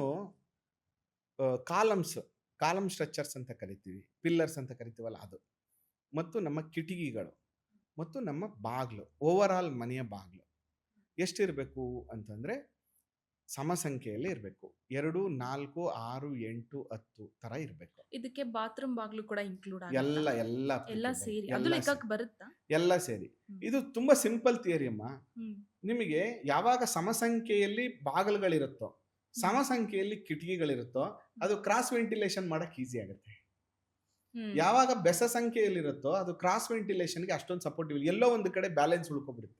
ಅದಕ್ಕೋಸ್ಕರ ಈ ಗಾಳಿ ಬೆಳಕಿನ ಹರಿವು ಏನಿದೆ ಅದು ಸರಿಯಾದ ಮಾರ್ಗದಲ್ಲಿ ಸಂಚಾರ ಮಾಡಲಿ ಅನ್ನುವಂಥ ಉದ್ದೇಶದಿಂದ ಕಿಟಕಿ ಮತ್ತು ಬಾಗಿಲುಗಳನ್ನ ಸಮ ಸಂಖ್ಯೆಯಲ್ಲೇ ಮಾಡಬೇಕು ಅಂತ ಸೂತ್ರ ಮಾಡಿದ್ದಾರೆ. ಅದರಿಂದ ಸಮ ಸಂಖ್ಯೆಯಲ್ಲಿರಬೇಕು, ಆದ್ರೆ 0 ಇಂದ ಎಂಡ್ ಆಗಬಾರ್ದು. ಅಂದ್ರೆ ಗುರುಗಳೇ ಒಂದು ಕ್ಲಾರಿಫಿಕೇಶನ್, ಇದು ಮೇನ್ ಎಂಟ್ರೆನ್ಸ್ ಸೇರಿ ಸಮ ಸಂಖ್ಯೆಗೆ ಬರಬೇಕಾ? 100% ಎಲ್ಲ ದ್ವಾರಗಳು, ಹಿಂದಿನ ಬಾಗಿಲು, ಮುಂದಿನ ಬಾಗಿಲು, ರೂಮ್ ಒಳಗಡೆ ಇರುವಂತಹ ಬಾಗಿಲುಗಳು ಎಲ್ಲ ಸೇರಿ ಸಮ ಸಂಖ್ಯೆಯಲ್ಲೇ ಇರಬೇಕು. 0 ಇಂದ ಎಂಡ್ ಆಗಬಾರ್ದು. ಮೀನ್ಸ್ 10, 20, 30, 40 ಈ ತರ ಇರಬಾರ್ದು. ಕಾಲಮ್ಸ್ಗಳು ಅಷ್ಟೇ 2, 4, 6, 8, 12 ಈ ತರ ಇರಬೇಕು. ಈಗ ಒಂದು ಮನೆಗೆ ಹೋಗ್ತಾ ಇದೀವಿ, ಆಲ್ರೆಡಿ ಬಾಡಿಗೆ ಮನೆಗೆ ಹೋಗ್ಬಿಟ್ಟಿದ್ದೀವಿ, ಹೋಗ್ತಾ ಇದ್ದೀವಿ.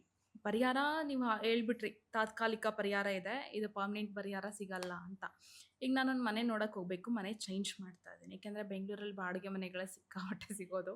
ಸೊ ಕನ್ಸ್ಟ್ರಕ್ಷನ್ ಮಾಡೋದಂತೂ ಕನಸು. ಈಗ ಸದ್ಯದ ಪರಿಸ್ಥಿತಿನಲ್ಲಿ ಆಗಿರ್ತೀವಿ. ಅಂಥ ಟೈಮಲ್ಲಿ ಒಂದು ಸಿಂಪಲಾಗಿ ಚೆಕ್ ಮಾಡ್ಕೋಬೇಕು ಒಬ್ಬ ಮನುಷ್ಯ ಆ ಮನೆ ವಾಸ್ತುನ ಅಂದರೆ ಹೇಗೆ ಗುರುಗಳೇ? ನಾನು ಕಟ್ಟುವ ಮನೆಗೆ ಬೇರೆ ಸೂತ್ರ ಹೇಳ್ಕೊಡ್ತೀನಿ ಎಲ್ಲರಿಗೂ. ಅಪಾರ್ಟ್ಮೆಂಟ್ಗಳಿಗೆ ಬೇರೆ ಸೂತ್ರವನ್ನು ಹೇಳ್ಕೊಡ್ತೀನಿ. ಅಪಾರ್ಟ್ಮೆಂಟ್ ಅಂತ ಬಂದಾಗ ತುಂಬ ಜನಕ್ಕೆ ಆಶ್ಚರ್ಯ ಆಗುತ್ತೆ, ಗುರುಗಳೇನಪ್ಪ ಹಿಂಗೆ ಹೇಳ್ತಾ ಇದ್ದಾರೆ ಅಂತ. ಬಟ್ ಅದು ತುಂಬ ಒಳ್ಳೆ ಸೀಕ್ರೆಟ್ ಅದು, ಅವ್ರಿಗೆ ಹೇಳ್ಕೊಡ್ತೀನಿ. ಒಂದು, ನೀವು ಮನೆಯನ್ನು ಕಟ್ಟುವಂಥ ಸಂದರ್ಭದಲ್ಲಿ ಅಥವಾ ಬಾಡಿಗೆ ಮನೆಗೆ ಹೋಗುವ ಸಂದರ್ಭದಲ್ಲಿ ಗಮನಿಸಬೇಕಾಗಿರುವಂಥದ್ದು ಏನಂದರೆ, ಅಗ್ನಿ ಮೂಲೆಯಲ್ಲಿ ಅಡುಗೆ ಮನೆ ಇದೆಯಾ ಅಂತ ನೋಡ್ಕೊಳ್ಳಿ. ಬ್ರಹ್ಮಸ್ಥಾನ ಖಾಲಿ ಜಾಗ ಇರಬೇಕು. ಕೊನೆ ಪಕ್ಷ ನೈಋತ್ಯದಲ್ಲಿ ಒಂದು ಮಾಸ್ಟರ್ ಬೆಡ್ರೂಮು, ದಕ್ಷಿಣ ನೈಋತ್ಯದ ಮಧ್ಯದಲ್ಲಿ ಟಾಯ್ಲೆಟು ಅಥವಾ ವಾಯುವ್ಯದಲ್ಲಿ ಟಾಯ್ಲೆಟ್. ಮತ್ತೆ ಮೇಯ್ನ್ ಆಗಿ ಬಂದು ಪೂರ್ವ ಮತ್ತೆ ಆ, ಉತ್ತರದಲ್ಲಿ ದೊಡ್ಡ ಕಿಟಕಿಗಳಿದೆಯಾ, ಈ ಬೇಸಿಕ್ ಥಿಂಗ್ಸ್ ಅನ್ನ ನೀವು ನೋಡ್ಕೊಂಡ್ರು ನಿಮಗೆ ಮಿನಿಮಮ್ ಗ್ಯಾರಂಟಿ ರಿಸಲ್ಟ್ ಸಿಗುತ್ತೆ. ನೀವು ಮನೆ ತಗೊಳ್ಳುವಂತ ಬಾಡಿಗೆ ಮನೆಗೆ ಹೋಗುವಾಗ ನಿಮ್ಮ ನಿಮ್ಮ ಜಾತಕಗಳನ್ನ ನೋಡ್ಕೊಳ್ಳಿ, ಅಥವಾ ಆಯದ ಪ್ರಕಾರ ಮುಖ್ಯ ದ್ವಾರ ತಗೊಳ್ಳೋದು ತುಂಬಾ ಒಳ್ಳೇದು. ಅಥವಾ ನೀವು ಪೂರ್ವ ಉತ್ತರಕ್ಕೆ ಹೋಗಿ. ಆದ್ರೆ ಅಪಾರ್ಟ್ಮೆಂಟ್ಗೆ ಹೋಗೋರಿಗೆ ನಾವು ಪೂರ್ವ ಉತ್ತರಕ್ಕೆ ಹೋಗ್ಬೇಡಿ ಅಂತ ಹೇಳ್ತೀವಿ. ಅಪಾರ್ಟ್ಮೆಂಟ್ ಅಲ್ಲಿ ಅಪಾರ್ಟ್ಮೆಂಟ್ ವಾಸ್ತು ಬೇರೆ ಬರುತ್ತಾ ಗುರುಗಳೇ ಹಾಗಿದ್ರೆ? ಅಪಾರ್ಟ್ಮೆಂಟ್ ವಾಸ್ತು ಏನಾಗುತ್ತೆ, ಓವರ್ ಆಲ್ ಬಿಲ್ಡಿಂಗ್ ನ ಈಗ ಒಂದು unit A, unit B, unit 3 ಅಂತ ಇರುತ್ತಲ್ಲ, ಹೌದು. ನಾವು ಆ ಇಡೀ ಯೂನಿಟ್ಗೆ ಸೇರಿ ವಾಸ್ತು ಮಾಡಬೇಕು. ಆಯ್ತಾ? ನೋಡಿ, ಎಕ್ಸಾಂಪಲ್, ನೀವು ಪೂರ್ವದ ಬಾಗಿಲಿಂದ ಅಪಾರ್ಟ್ಮೆಂಟ್ ಅಲ್ಲಿ ಒಳಗಡೆ ಹೋದ್ರೆ ನಿಮ್ಗೆ ಅದ್ರ ಆಪೋಸಿಟ್ ಕೂಡ ಒಂದು ಮನೆ ಇರುತ್ತೆ. ಕರೆಕ್ಟಾ? ಹಾಗಾದ್ರೆ ಪೂರ್ವದ ಅಥವಾ ಉತ್ತರದ ಮುಖ್ಯ ದ್ವಾರದಿಂದ ನೀವು ಅಪಾರ್ಟ್ಮೆಂಟ್ ಅಲ್ಲಿ ಎಂಟ್ರೆನ್ಸ್ ನ ತಗೊಂಡ್ರೆ ನಿಮ್ಗೆ ಅವರು ಬಾಲ್ಕನಿ ಮತ್ತೆ ದೊಡ್ಡ ಕಿಟಕಿ ಎಲ್ಲಿ ಕೊಟ್ಟಿರ್ತಾರೆ? ದಕ್ಷಿಣದಲ್ಲಿ ಕೊಟ್ಟಿರ್ತಾರೆ ಅಥವಾ ಪಶ್ಚಿಮದಲ್ಲಿ ಕೊಟ್ಟಿರ್ತಾರೆ. ನಾವು ಏನ್ ಹೇಳ್ತೀವಿ, ದಕ್ಷಿಣ ಪಶ್ಚಿಮದಲ್ಲಿ ದೊಡ್ಡ ಬಾಲ್ಕನಿಗಳನ್ನ ಅವಾಯ್ಡ್ ಮಾಡಿ, ದೊಡ್ಡ ಗಾಳಿ ಬೆಳಕನ್ನ ಅವಾಯ್ಡ್ ಮಾಡಿ ಅಂತ ಹೇಳ್ತೀವಿ. ಅದೇ ನೀವೇನಾದ್ರೂ ಪಶ್ಚಿಮದ ಬಾಗಿಲನ್ನ ತಗೊಂಡ್ರಿ ಅಂತ ಇಟ್ಕೊಳ್ಳಿ, ಆಗ ಅವರು ಬಾಲ್ಕನಿಯನ್ನ ಉತ್ತರದಲ್ಲಿ ಕೊಡಬೇಕು ಅಥವಾ ಪೂರ್ವದಲ್ಲಿ ಕೊಡಬೇಕು. ಸೂರ್ಯ ಹುಟ್ಟಿದ ತಕ್ಷಣ ನನಗೆ ಬೆಳಕು ನನ್ನ ಮನೆ ಒಳಗಡೆ ಬರುತ್ತೆ. ಅಪಾರ್ಟ್ಮೆಂಟ್ ಅಲ್ಲಿ ಏನೇ ದೋಷಗಳಿದ್ರು ಕಡಿಮೆ ಆಗುತ್ತೆ. ಅದಕ್ಕೋಸ್ಕರ ಅಪಾರ್ಟ್ಮೆಂಟ್ ತಗೊಂಡವರು ಪಶ್ಚಿಮದ ಎಂಟ್ರೆನ್ಸ್ ಅನ್ನ ತಗೊಳ್ಳಿ. ಆಲ್ಮೋಸ್ಟ್ ನಿಮ್ಮ ಈ ಪಾಡ್ಕಾಸ್ಟ್ ನೋಡೋದ್ಮೇಲೆ ತುಂಬಾ ಜನ ಅಪಾರ್ಟ್ಮೆಂಟ್ ಪಶ್ಚಿಮದ ಎಂಟ್ರೆನ್ಸ್ ಅನ್ನ ತಗೋತಾರೆ. ಆಕ್ಚುಲಿ ಈ ಅಪಾರ್ಟ್ಮೆಂಟ್ಗಳಲ್ಲಿ ಒಂದು ರೂಲ್ ಇದೆ, ಪೂರ್ವ ಉತ್ತರ ತಗೊಂಡ್ರೆ ರೇಟ್ ಜಾಸ್ತಿ, ಪಶ್ಚಿಮದ ತಗೊಂಡ್ರೆ ರೇಟ್ ಕಡಿಮೆ. ನಾನು ಹೇಳ್ತೀನಿ ಪಶ್ಚಿಮದ ತಗೊಳ್ಳಿ, ಅಪಾರ್ಟ್ಮೆಂಟ್ ತಗೊಳ್ಳುವಾಗ ತುಂಬಾ ಒಳ್ಳೇದಾಗುತ್ತೆ. ಪ್ರೈಸ್ ಕಮ್ಮಿಗೆ ಸಿಗುತ್ತೆ, ವಾಸ್ತು ಜಾಸ್ತಿನೂ ಪ್ರಕಾರನೂ ಒಳ್ಳೇದಾಗುತ್ತೆ. ಅಡ್ವಾಂಟೇಜ್ ಇದೆ ಅದರಲ್ಲಿ. ನೋಡಿ, ನಾವು ಮನೆ ಕಟ್ಟುವಾಗ ನಮ್ಮ ಬೇಸಿಕ್ ರೂಲ್ ಏನು, ನನಗೆ ಪೂರ್ವ ಉತ್ತರದಿಂದ ಗಾಳಿ ಬೆಳಕು ಬರಲಿ ಅಂತ ಅಲ್ವಾ? ಅದೇ ತರ ನೀವು ಪಶ್ಚಿಮದ ಬಾಗಿಲು ಅಪಾರ್ಟ್ಮೆಂಟ್ ತಗೊಂಡ್ರೆ ನಿಮ್ಗೆ ಪೂರ್ವ ಉತ್ತರದಿಂದ ಗಾಳಿ ಬೆಳಕು ಚೆನ್ನಾಗಿ ಬರುತ್ತೆ. ಅದರಿಂದ ಪಶ್ಚಿಮದ ಎಂಟ್ರೆನ್ಸ್ ತಗೊಳ್ಳೋದು ಒಳ್ಳೇದು. ಫಸ್ಟು ಈಗ ವಾಸ್ತು ಸೈಟ್ ವಾಸ್ತು ನೋಡಿದ್ವಿ, ಸೊ ಮನೆ ವಾಸ್ತು ನೋಡಿದ್ವಿ. ಈಗ ಮನೆ ಒಳಗಡೆ ಬಂದರೆ ಸೊ ಬಾಗಿಲುಗಳದ್ದು ನೋಡಿದ್ವಿ, ವಸ್ತುಗಳನ್ನ ಎಲ್ಲೆಲ್ಲಿ ಇಡಬೇಕು, ಯಾವ ರೀತಿ ಪ್ಲೇಸ್ಮೆಂಟ್ ಮಾಡಬೇಕು ಅಂತ. ಈಗ ನನಗೆ ಅನಿಸೋ ಪ್ರಕಾರ ಆ, ಒಂದು ಫೋಟೋಸ್ ಬಂದರೆ ಉತ್ತರದ ಗೋಡೆಗೆ ಹಾಕಿ ಅಂತ ಹೇಳ್ತೀವಿ, ಕನ್ನಡಿ ಬೀರುಗಳು ಬಂದರೆ ಉತ್ತರಕ್ಕೆ ಮುಖ ಮಾಡಿ ಇಡಿ ಅಂತ ಹೇಳ್ತೀವಿ. ಇದು ಹೇಗೆ ಗುರುಗಳೇ? ನೋಡಿ, ಮಿರರ್ದು ಒಂದು ಕಾನ್ಸೆಪ್ಟ್ ಹೇಳ್ಬಿಡ್ತೀನಿ ನಿಮಗೆ. ದಕ್ಷಿಣದ ಗೋಡೆಗೆ ಹಾಕಬಾರ್ದು. ದಕ್ಷಿಣ ಗೋಡೆಯನ್ನ ಬಿಟ್ಟು ಬೇರೆ ಯಾವುದೇ ಗೋಡೆಗೆ ಹಾಕೊಳ್ಳಿ, ತೊಂದರೆ ಇಲ್ಲ. ಯಾಕೆ ಅಂದ್ರೆ ಅಂತಂದ್ರೆ- ದಕ್ಷಿಣಕ್ಕಿರೋ ಗೋಡೆಗೆ ಅಟ್ಯಾಚ್ ಮಾಡಿ ಇರಬಾರ್ದು, ಇರ್ಬಾರ್ದು. ಉತ್ತರಕ್ಕೆ ಮುಖ ಮಾಡಿ ಇರಬಾರ್ದು. ಹೌದು. ಈಗ ಕನ್ನಡಿ. ಆಗಿನ ಕಾಲದಲ್ಲಿ ಕನ್ನಡಿಗಳು ಇರ್ತಾ ಇರ್ಲಿಲ್ಲ, ಅವರು ಮುಖವನ್ನ ನೀರಲ್ಲಿ ನೋಡ್ತಾ ಇದ್ರು. ಅಂದ್ರೆ ನಾವು ಕನ್ನಡಿಯನ್ನ ನಮ್ಮ ಶಾಸ್ತ್ರದಲ್ಲಿ ಇಟ್ಸ್ ಎ ವಾಟರ್ ಎಲಿಮೆಂಟ್ ಅಂತ ಕನ್ಸಿಡರ್ ಮಾಡ್ತೀವಿ. ಈ ಪಂಚಭೂತಗಳು ನಮ್ಮ ದೇಹದಲ್ಲಿ ಹೇಗಿದೆಯೋ ಅದೇ ತರ ನಾವು ಮನೆ ಕಟ್ಟುವಾಗ ಕೂಡ ಪಂಚಭೂತಗಳನ್ನ ಬಳಸ್ತೀವಿ. ಸೊ ಮನೆಯಲ್ಲಿರುವಂತಹ ವಸ್ತುಗಳು ಕೂಡ ಪಂಚಭೂತಗಳಿಗೆ ತುಂಬಾ ಕನೆಕ್ಟ್ ಆಗುತ್ತೆ. ಅದೇ ರೀತಿಯಾಗಿ ನಾವು ಈ ಮಿರರ್ನ ಬಂದಾಗ ನೋಡಿ, ಎಕ್ಸಾಂಪಲ್ ಉತ್ತರ ಈಶಾನ್ಯ ವಾಟರ್ ಎಲಿಮೆಂಟ್ ಝೋನ್ ಅಂತ ಕರಿತೀವಿ. ಅದೇ ತರ ಪೂರ್ವ ಸೂರ್ಯ ಉದಯ ಆದ ತಕ್ಷಣ ಆ ಸೂರ್ಯನ ಬೆಳಕು ಎಲ್ಲ ಗಿಡ ಮರಗಳು ಬೆಳಿಲಿಕ್ಕೆ, ಸಸಿಗಳು ಚಿಗುರ್ಲಿಕ್ಕೆ ತುಂಬಾ ಇಂಪಾರ್ಟೆಂಟ್. ಅದಕ್ಕೆ ನಾವೇನಂತ ಕರಿತೀವಿ, ಪೂರ್ವವನ್ನ ವುಡ್ ಝೋನ್ ಅಂತ ಕರಿತೀವಿ. ಆಗ್ನೇಯ ಮೂಲೆ ಮತ್ತು ದಕ್ಷಿಣವನ್ನ ಸೂರ್ಯ ನತ್ತಿಗೆ ಬರುವಂತ ಸಮಯ, ಅದು ಮಧ್ಯಾಹ್ನ 12 ಗಂಟೆ ಟೈಮ್. ಅದು ಮಧ್ಯಾಹ್ನ 12 ಗಂಟೆಯಲ್ಲಿ ತುಂಬಾ ಬಿಸಿಲಿರುತ್ತೆ, ತಾಪಮಾನ ಜಾಸ್ತಿ ಇರುತ್ತೆ. ಕರೆಕ್ಟ್ ಅಲ್ವಾ? ಅದಕ್ಕೆ ನಾವು ಅದನ್ನ ಅಗ್ನಿಮೂಲೆ ಅಂತ ಕರೆದ್ವಿ. ಅದಾದ್ಮೇಲೆ ಸಂಜೆ 4 ಗಂಟೆ ಆದ್ಮೇಲೆ ಬಿಸಿಲು ತಾಪಮಾನ ತುಂಬಾ ಜಾಸ್ತಿ ಆಗಿ ಕಮ್ಮಿ ಆಗುತ್ತೆ. ಅದನ್ನ ಅಬ್ಸರ್ವ್ ಮಾಡುವಂತ ಶಕ್ತಿ ಭೂಮಿಗಿರುವಂಥದ್ದು. ಅದಕ್ಕೆ ದಕ್ಷಿಣ ನೈಋತ್ಯದ ಮೂಲೆಯನ್ನ ಅರ್ತ್ ಝೋನ್ ಅಂತ ಕರೆದ್ವಿ ನಾವು. ಅದಾದ್ಮೇಲೆ ಪಶ್ಚಿಮ ಮತ್ತೆ ವಾಯುವ್ಯ ದಿಕ್ಕನ್ನ ನಾವು ಆಕಾಶ ತತ್ವವನ್ನ ಇಂಡಿಕೇಟ್ ಮಾಡುತ್ತೆ ಅಂತ. ಬಹಳ ಪ್ರಮುಖವಾಗಿ ಬ್ರಹ್ಮಸ್ಥಾನವನ್ನು ಕೂಡ ಆಕಾಶ ತತ್ವವನ್ನ ಹೇಳ್ತೀವಿ. ಇಟ್ಸ್ ಇಂಡಿಕೇಟ್ ವಾಯು ತತ್ವ. ಅತಿ ಹೆಚ್ಚು ಗಾಳಿ ಬರುವಂತ ದಿಕ್ಕು ದಕ್ಷಿಣ ಪಶ್ಚಿಮ ವಾಯುವ್ಯ ಅಂತ ಕರಿತೀವಿ. ಅದಕ್ಕೆ ಆ ಜಾಗವನ್ನು ನಾವೇನಂತ ಕರೆದ್ವಿ, ಭೂಮಿಯಿಂದ ಲೋಹ ಉತ್ಪತ್ತಿ ಮೆಟಲ್ ಝೋನ್ ಅಂತ ಕರೆದ್ವಿ. ಈ ಲೋಹದ ಮುಂದುವರೆದ ಭಾಗ ಕರಗಿ ಅದು ನೀರಾಗತ್ತೆ ಅಂತ. ಇದು ನೇಚರ್ ಕ್ರಿಯೇಷನ್ ಹೇಳ್ತೀನಿ ಫಸ್ಟ್ ನಿಮ್ಗೆ. ಇದನ್ನ ಅರ್ಥ ಮಾಡ್ಕೊಂಡ್ರೆ ನಿಮ್ಮ ಮನೆಯಲ್ಲಿ ವಾಸ್ತು ಪ್ರಕಾರ ವಸ್ತುಗಳು ಎಲ್ಲೆಲ್ಲಿ ಇರಬೇಕು ಅಂತ ನಿಮ್ಗೆ ಗೊತ್ತಾಗುತ್ತೆ. ನೋಡಿ, ನೀರು ಮರಗಳ ಬೆಳವಣಿಗೆಗೆ ಸಹಾಯ ಮಾಡುತ್ತೆ. ಹೌದು. ಮರ ಬೆಂಕಿಯ ಉತ್ಪತ್ತಿಗೆ ಸಹಾಯ ಮಾಡುತ್ತೆ. ಈ ಬೆಂಕಿ ಏನ್ ಮಾಡುತ್ತೆ ಅಂದ್ರೆ ಬೂದಿಯಾಗಿ ಭೂಮಿಯನ್ನ ಸೇರುತ್ತೆ. ಭೂಮಿ ತತ್ವ ಆಯ್ತು. ಆ ಭೂಮಿ ಲೋಹವನ್ನ ಉತ್ಪತ್ತಿ ಮಾಡುತ್ತೆ, ಲೋಹ ಕರಗಿ ನೀರಾಗುತ್ತೆ. It is a creation, link, connectivity, joint link ಅದ. ಕರೆಕ್ಟಾ? ಹಾಗಾದ್ರೆ ನೋಡಿ, ಒಂದು ಸಿಂಪಲ್ ಥಿಯರಿ ಏನಂದ್ರೆ ಸೌತ್ ಅಗ್ನಿಮೂಲೆ ಆಯ್ತು, ಕರೆಕ್ಟಾ? ಹಾಗಾದ್ರೆ ಮಿರರ್ ಏನಾಯ್ತು, ವಾಟರ್ ಎಲಿಮೆಂಟ್ ಆಯ್ತು. ಹಾಗಾದ್ರೆ ಅಗ್ನಿ ಇರೋ ಜಾಗದಲ್ಲಿ ನೀರು ಇಡ್ಬೋದಾ? ಇಲ್ಲ. ಯಾಕಂದ್ರೆ ಅಗ್ನಿಯನ್ನ ನೀರೇನ್ ಮಾಡುತ್ತೆ? ನಾಶ ಮಾಡುತ್ತೆ. ಇದೇ ಸೂತ್ರ. ಅದರಿಂದ ನಾವೇನ್ ಹೇಳ್ತೀವಿ, ಅಗ್ನಿ ಮೂಲೆ ದಕ್ಷಿಣ ಆಗಿರ್ಬೋದು, ಅಗ್ನಿ ಮೂಲೆ ಇರ್ಬೋದು. ಇಲ್ಲಿ ಸಿಂಕ್‌ಗಳನ್ನ ಇಡಬೇಡಿ, ಮಿರರ್‌ಗಳನ್ನ ಇಡಬೇಡಿ ಮತ್ತು ಯುಟಿಲಿಟಿಯನ್ನ ಮಾಡಬೇಡಿ, ಶೌಚಾಲಯವನ್ನ ಮಾಡಬೇಡಿ. ಇದರಿಂದ ಏನಾಗುತ್ತೆ ನಿಮಗೆ ಆ ದಿಕ್ಕಿನ ದೋಷಗಳು ಶುರುವಾಗುತ್ತೆ. ಅದರಿಂದ ಆ ದಿಕ್ಕಿಗೆ ಸಂಬಂಧಪಟ್ಟಂತ ಆರೋಗ್ಯದ ಸಮಸ್ಯೆಗಳನ್ನ ನೀವು ಅನುಭವಿಸಬೇಕಾಗ್ತದೆ. ಈಗ ಎಕ್ಸಾಂಪಲ್ ನಿಮಗೆ ಅಗ್ನಿಮೂಲೆ ಅಂದ್ರೆ ಶುಕ್ರ. ಇಟ್ ಇಸ್ ಎ ಲಕ್ಷ್ಮಿ ಅಲ್ವಾ? ನೀವು ಯಾವಾಗ ಅಗ್ನಿಮೂಲೆಯಲ್ಲಿ ಶೌಚಾಲಯವನ್ನ ಇಡ್ತಿರೋ ನಿಮ್ಮ ಮನೆಯಲ್ಲಿ ಲಕ್ಷ್ಮಿ ಹೋಗ್ತಾಳೆ ಅಂತ. ಅಂದ್ರೆ ಅನ್ವಾಂಟೆಡ್ ಖರ್ಚುಗಳು ಜಾಸ್ತಿ ಆಗುತ್ತೆ, ಫೈನಾನ್ಷಿಯಲ್ ಇಶ್ಯೂಸ್ ಜಾಸ್ತಿ ಆಗುತ್ತೆ. ಮನೆಯ ಹೆಣ್ಣು ಮಕ್ಕಳು, ಶುಕ್ರ ಅಂದ್ರೆ ಹೆಣ್ಣು ಮಕ್ಕಳನ್ನ ಇಂಡಿಕೇಟ್ ಮಾಡ್ತಾನೆ.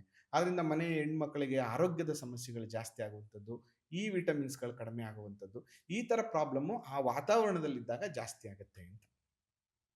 ಅದಕ್ಕೋಸ್ಕರ ಯಾವ್ಯಾವ ದಿಕ್ಕಲ್ಲಿ ಏನೇನು ಇರಬಾರ್ದು ಅಂತಂದ್ರೆ, ಅಗ್ನಿ ಮೂಲೆಯಲ್ಲಿ ವಾಟರ್ ಎಲಿಮೆಂಟ್ ಕಂಟೆಂಟ್ ಜಾಸ್ತಿ ಇರಬಹುದು. ದಕ್ಷಿಣ ಮೂಲೆಯಲ್ಲಿ ನೀರು, ಪಾಟು, ಹಳ್ಳ, ಈ ಥರದ್ದು ಬಾವಿ, ಈ ಥರದನ್ನ ಇಡಬಾರ್ದು. ವಾಯುವ್ಯ ದಿಕ್ಕಲ್ಲಿ ನಿಮಗೆ ತುಂಬಾ ಒಳ್ಳೆ ದಿಕ್ಕದು. ವಾಯುವ್ಯ ದಿಕ್ಕು ಬಂದು ನಿಮಗೆ ಫೈನಾನ್ಷಿಯಲಿ, ವ್ಯಾವಹಾರಿಕವಾಗಿ ಮತ್ತು ನೀವು ಕ್ಲೈಂಟ್ನ ಬಿಲ್ಡ್ ಮಾಡ್ಕೊಳ್ಳೋಕ್ಕೆ ತುಂಬಾ ಒಳ್ಳೆ ದಿಕ್ಕು. ಮತ್ತೆ ಉತ್ತರ ಇದೆಯಲ್ಲ, ಉತ್ತರದಲ್ಲಿ ಅಡಿಗೆ ಮನೆ ಮಾಡಬಾರ್ದು, ಬೆಂಕಿಗೆ ಸಂಬಂಧಪಟ್ಟಂಥದ್ದು, ಎಲೆಕ್ಟ್ರಾನಿಕ್ ಐಟಮ್ ಸಂಬಂಧಪಟ್ಟಂತನ್ನು ಇಡಬಾರ್ದು. ಯಾಕಂದ್ರೆ ಅವೆಲ್ಲ ಅಗ್ನಿ ತತ್ವವನ್ನು ಇಂಡಿಕೇಟ್ ಮಾಡುತ್ತೆ. ಈ ರೀತಿಯಾಗಿ ಬ್ಯಾಲೆನ್ಸ್ ಮಾಡಬೇಕು ನೋಡಿ. ಜೊತೆಗೆ colour combination is very important. ಈಗ ಅಗ್ನಿ ಮೂಲೆದ ಒಂದು ಎಕ್ಸಾಂಪಲ್ ಕೊಡ್ತೀನಿ, ಯಾಕಂದ್ರೆ ನಮಗೆ ಟೈಮ್ ಲಿಮಿಟ್ ಇದೆ. ವಾಸ್ತು ಅನ್ನೋದು ತುಂಬಾ ದೊಡ್ಡ ಸಬ್ಜೆಕ್ಟ್. ನೋಡಿ, ಅಗ್ನಿ ಮೂಲೆ ಅಗ್ನಿಯನ್ನ ಇಂಡಿಕೇಟ್ ಮಾಡುತ್ತೆ. 3 ಬಣ್ಣವನ್ನ ಅಲ್ಲಿ ಬಳಸಬಾರ್ದು. ಅದು ಗೋಡೆಗಾರು ಬಳಸಿ, ಅಗ್ನಿ ಮೂಲೆ ಕಿಚನ್ ಅಲ್ಲಿ ಬಳಸಬಾರ್ದು. ಎಲ್ಲ ದಿಕ್ಕಿಗೂ ಇದೆ. ನಾನು ಒಂದು ಸಣ್ಣ ಎಕ್ಸಾಂಪಲ್ ಬಂದು ಅಗ್ನಿ ಮೂಲೆಗೆ ಹೇಳ್ತೀನಿ. 3 ಬಣ್ಣಗಳನ್ನ ಬಳಸಬಾರ್ದು. ನೋಡಿ, ಅಗ್ನಿ ಮೂಲೆ ಬಂದು ಫೈರ್ ಎಲಿಮೆಂಟ್. ಫೈರ್ ಬಣ್ಣ ಯಾವುದು? ಆರೆಂಜ್ ಮತ್ತೆ ರೆಡ್. ಕರೆಕ್ಟ್ ಅಲ್ವಾ? ಇದರ ಫ್ಯಾಮಿಲಿ ಬಣ್ಣಗಳು ಏನೇನಿದೆ ಅದನ್ನ ನೀವು ಲ್ಯಾಮಿನೇಟ್ ಆಗಾರು ಬಳಸಿ, ಇಂಟೀರಿಯರ್ ಆಗಾರು ಬಳಸಿ, ಗೋಡೆಗಾರು ಬಳಸಿ, ಸಮಸ್ಯೆ ಇಲ್ಲ. ಆದ್ರೆ ನೀಲಿ water element colour, black water element colour, ಮತ್ತೆ ಮೆಟಲ್ ಕಲರ್, ಗ್ರೇ ಕಲರ್. ಲೋಹ, ಬೆಂಕಿ ಲೋಹವನ್ನ ಕರಗಿಸುತ್ತದೆ. ಸ್ಲ್ಯಾಬ್ ಬ್ಲಾಕ್ ಕಲರ್ ಇರುತ್ತಲ್ಲ, ಅದನ್ನ ಬಳಸಬಾರ್ದು ಜಾಸ್ತಿ. ಎಲ್ಲಾ ಮನೆಗೆ ಹೋದ್ರು ಸ್ಲ್ಯಾಬ್ ಬ್ಲಾಕ್ ಅದು ಕಲರ್. ಏನಂದ್ರೆ ಗಲೀಜಾದ್ರೆ ಕಾಣಲ್ಲ ಅಂತ ಹಾಕ್ತಾರೆ. ಹೌದು. ಅದರಿಂದ ರೋಸ್ ಕ್ವಾರ್ಟ್ಸ್ ಹಾಕೊಳ್ಳಿ, ತುಂಬಾ ಒಳ್ಳೆ ರಿಸಲ್ಟ್ ಕೊಡುತ್ತೆ. ಹ್ಮ್. ಮತ್ತೆ ಲ್ಯಾಮಿನೇಟ್ಸ್ ಗಳಿಗೆ ದಯವಿಟ್ಟು ಗ್ರೇ, ಬ್ಲೂ ಬಳಸಬೇಡಿ, ಮತ್ತೆ ಬ್ಲ್ಯಾಕ್ ಬಳಸಬೇಡಿ. ಇವು 3 ಬಣ್ಣಗಳು ಬಿಟ್ಟು ಬೇರೆದನ್ನ ಅನುಕೂಲಕ್ಕೆ ತಕ್ಕಂಗೆ ಬಳಸ್ಕೊಳ್ಳಿ. ಇವು 3 ಬಳಸಿದ್ರೆ ಪ್ರಾಬ್ಲಮ್ಸ್ಗಳಾಗುತ್ತೆ. ಹ್ಮ್. ಈಗ ಆವಾಗಲೇ ಮಾತಾಡಿದ್ವಿ ನಾವು, ಈಶಾನ್ಯ ಮೂಲೆನ ಖಾಲಿ ಬಿಡಬೇಕು ಅಂತ. ಹಾಗಿದ್ರೆ ದೇವ್ರ ಮನೆ ಎಲ್ಲಿ ಮಾಡಬೇಕು? ದೇವ್ರನ್ನ ಯಾವ ಕಡೆ ಇಟ್ಟು ಪೂಜೆ ಮಾಡಬೇಕು? ಖಾಲಿ ಬಿಡಬೇಕು ಅನ್ನೋದಕ್ಕಿಂತ ಹೆಚ್ಚಾಗಿ ಈಶಾನ್ಯದಲ್ಲಿ ದೇವ್ರ ಮನೆ ಬರಬೇಕು ಅಂತ. ಹ್ಮ್. ತುಂಬಾ ಜನ ಏನ್ ಅನ್ಕೊಬಿಟ್ಟಿದ್ದಾರೆ ಅಂದ್ರೆ ದೇವಸ್ಥಾನ ಮಾಡ್ಕೊಬಿಟ್ಟಿದ್ದಾರೆ ಅದನ್ನ. ಹ್ಮ್. ಅದು ದೇವಸ್ಥಾನ ಅಲ್ಲ, it is a meditation area, hmm. ಧ್ಯಾನ ಮಂದಿರ ಅಂತ ಕನ್ಸಿಡರ್ ಮಾಡಬೇಕು. ಯಾಕಂದ್ರೆ ನಾವಲ್ಲಿ ಯಾವ ದೇವರುಗಳನ್ನು ಪ್ರತಿಷ್ಠಾಪನೆ ಮಾಡಲ್ಲ.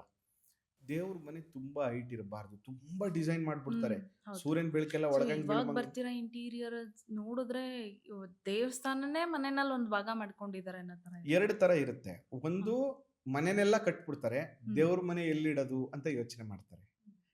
ಕೋಟಿ ಖರ್ಚು ಮಾಡಿರ್ತಾರೆ ಮನೆಗೆ, ಬಟ್ ದೇವ್ರ ಮನೆಯನ್ನು ಎಲ್ಲಿಡೋದು ಅಂತ ಯೋಚನೆ ಮಾಡ್ತಿರ್ತಾರೆ.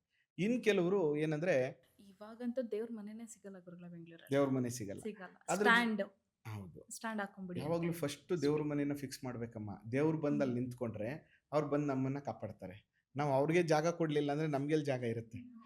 ಈಶಾನ್ಯದಲ್ಲೇ ದೇವ್ರ ಮನೆ ಬರಬೇಕು, ಅಲ್ಲಿ ಇರಬಾರ್ದು ಅನ್ನುವಂಥದ್ದು ತಪ್ಪು ಕಲ್ಪನೆ. ದೇವ್ರ ಮನೆ ಎತ್ತರ ಕಡಿಮೆ ಇರಬೇಕು, ಮತ್ತೆ ಅದಕ್ಕೆ ಯಾವುದೇ ತರದ ಮೇಲ್ಗಡೆಯಿಂದ ಬೆಳಕು ಕೊಡುವಂಥದ್ದು, ಸೈಡಲ್ಲಿ ಗ್ಲಾಸ್ ಕೊಡುವಂಥದ್ದೆಲ್ಲ ಮಾಡಬಾರ್ದು.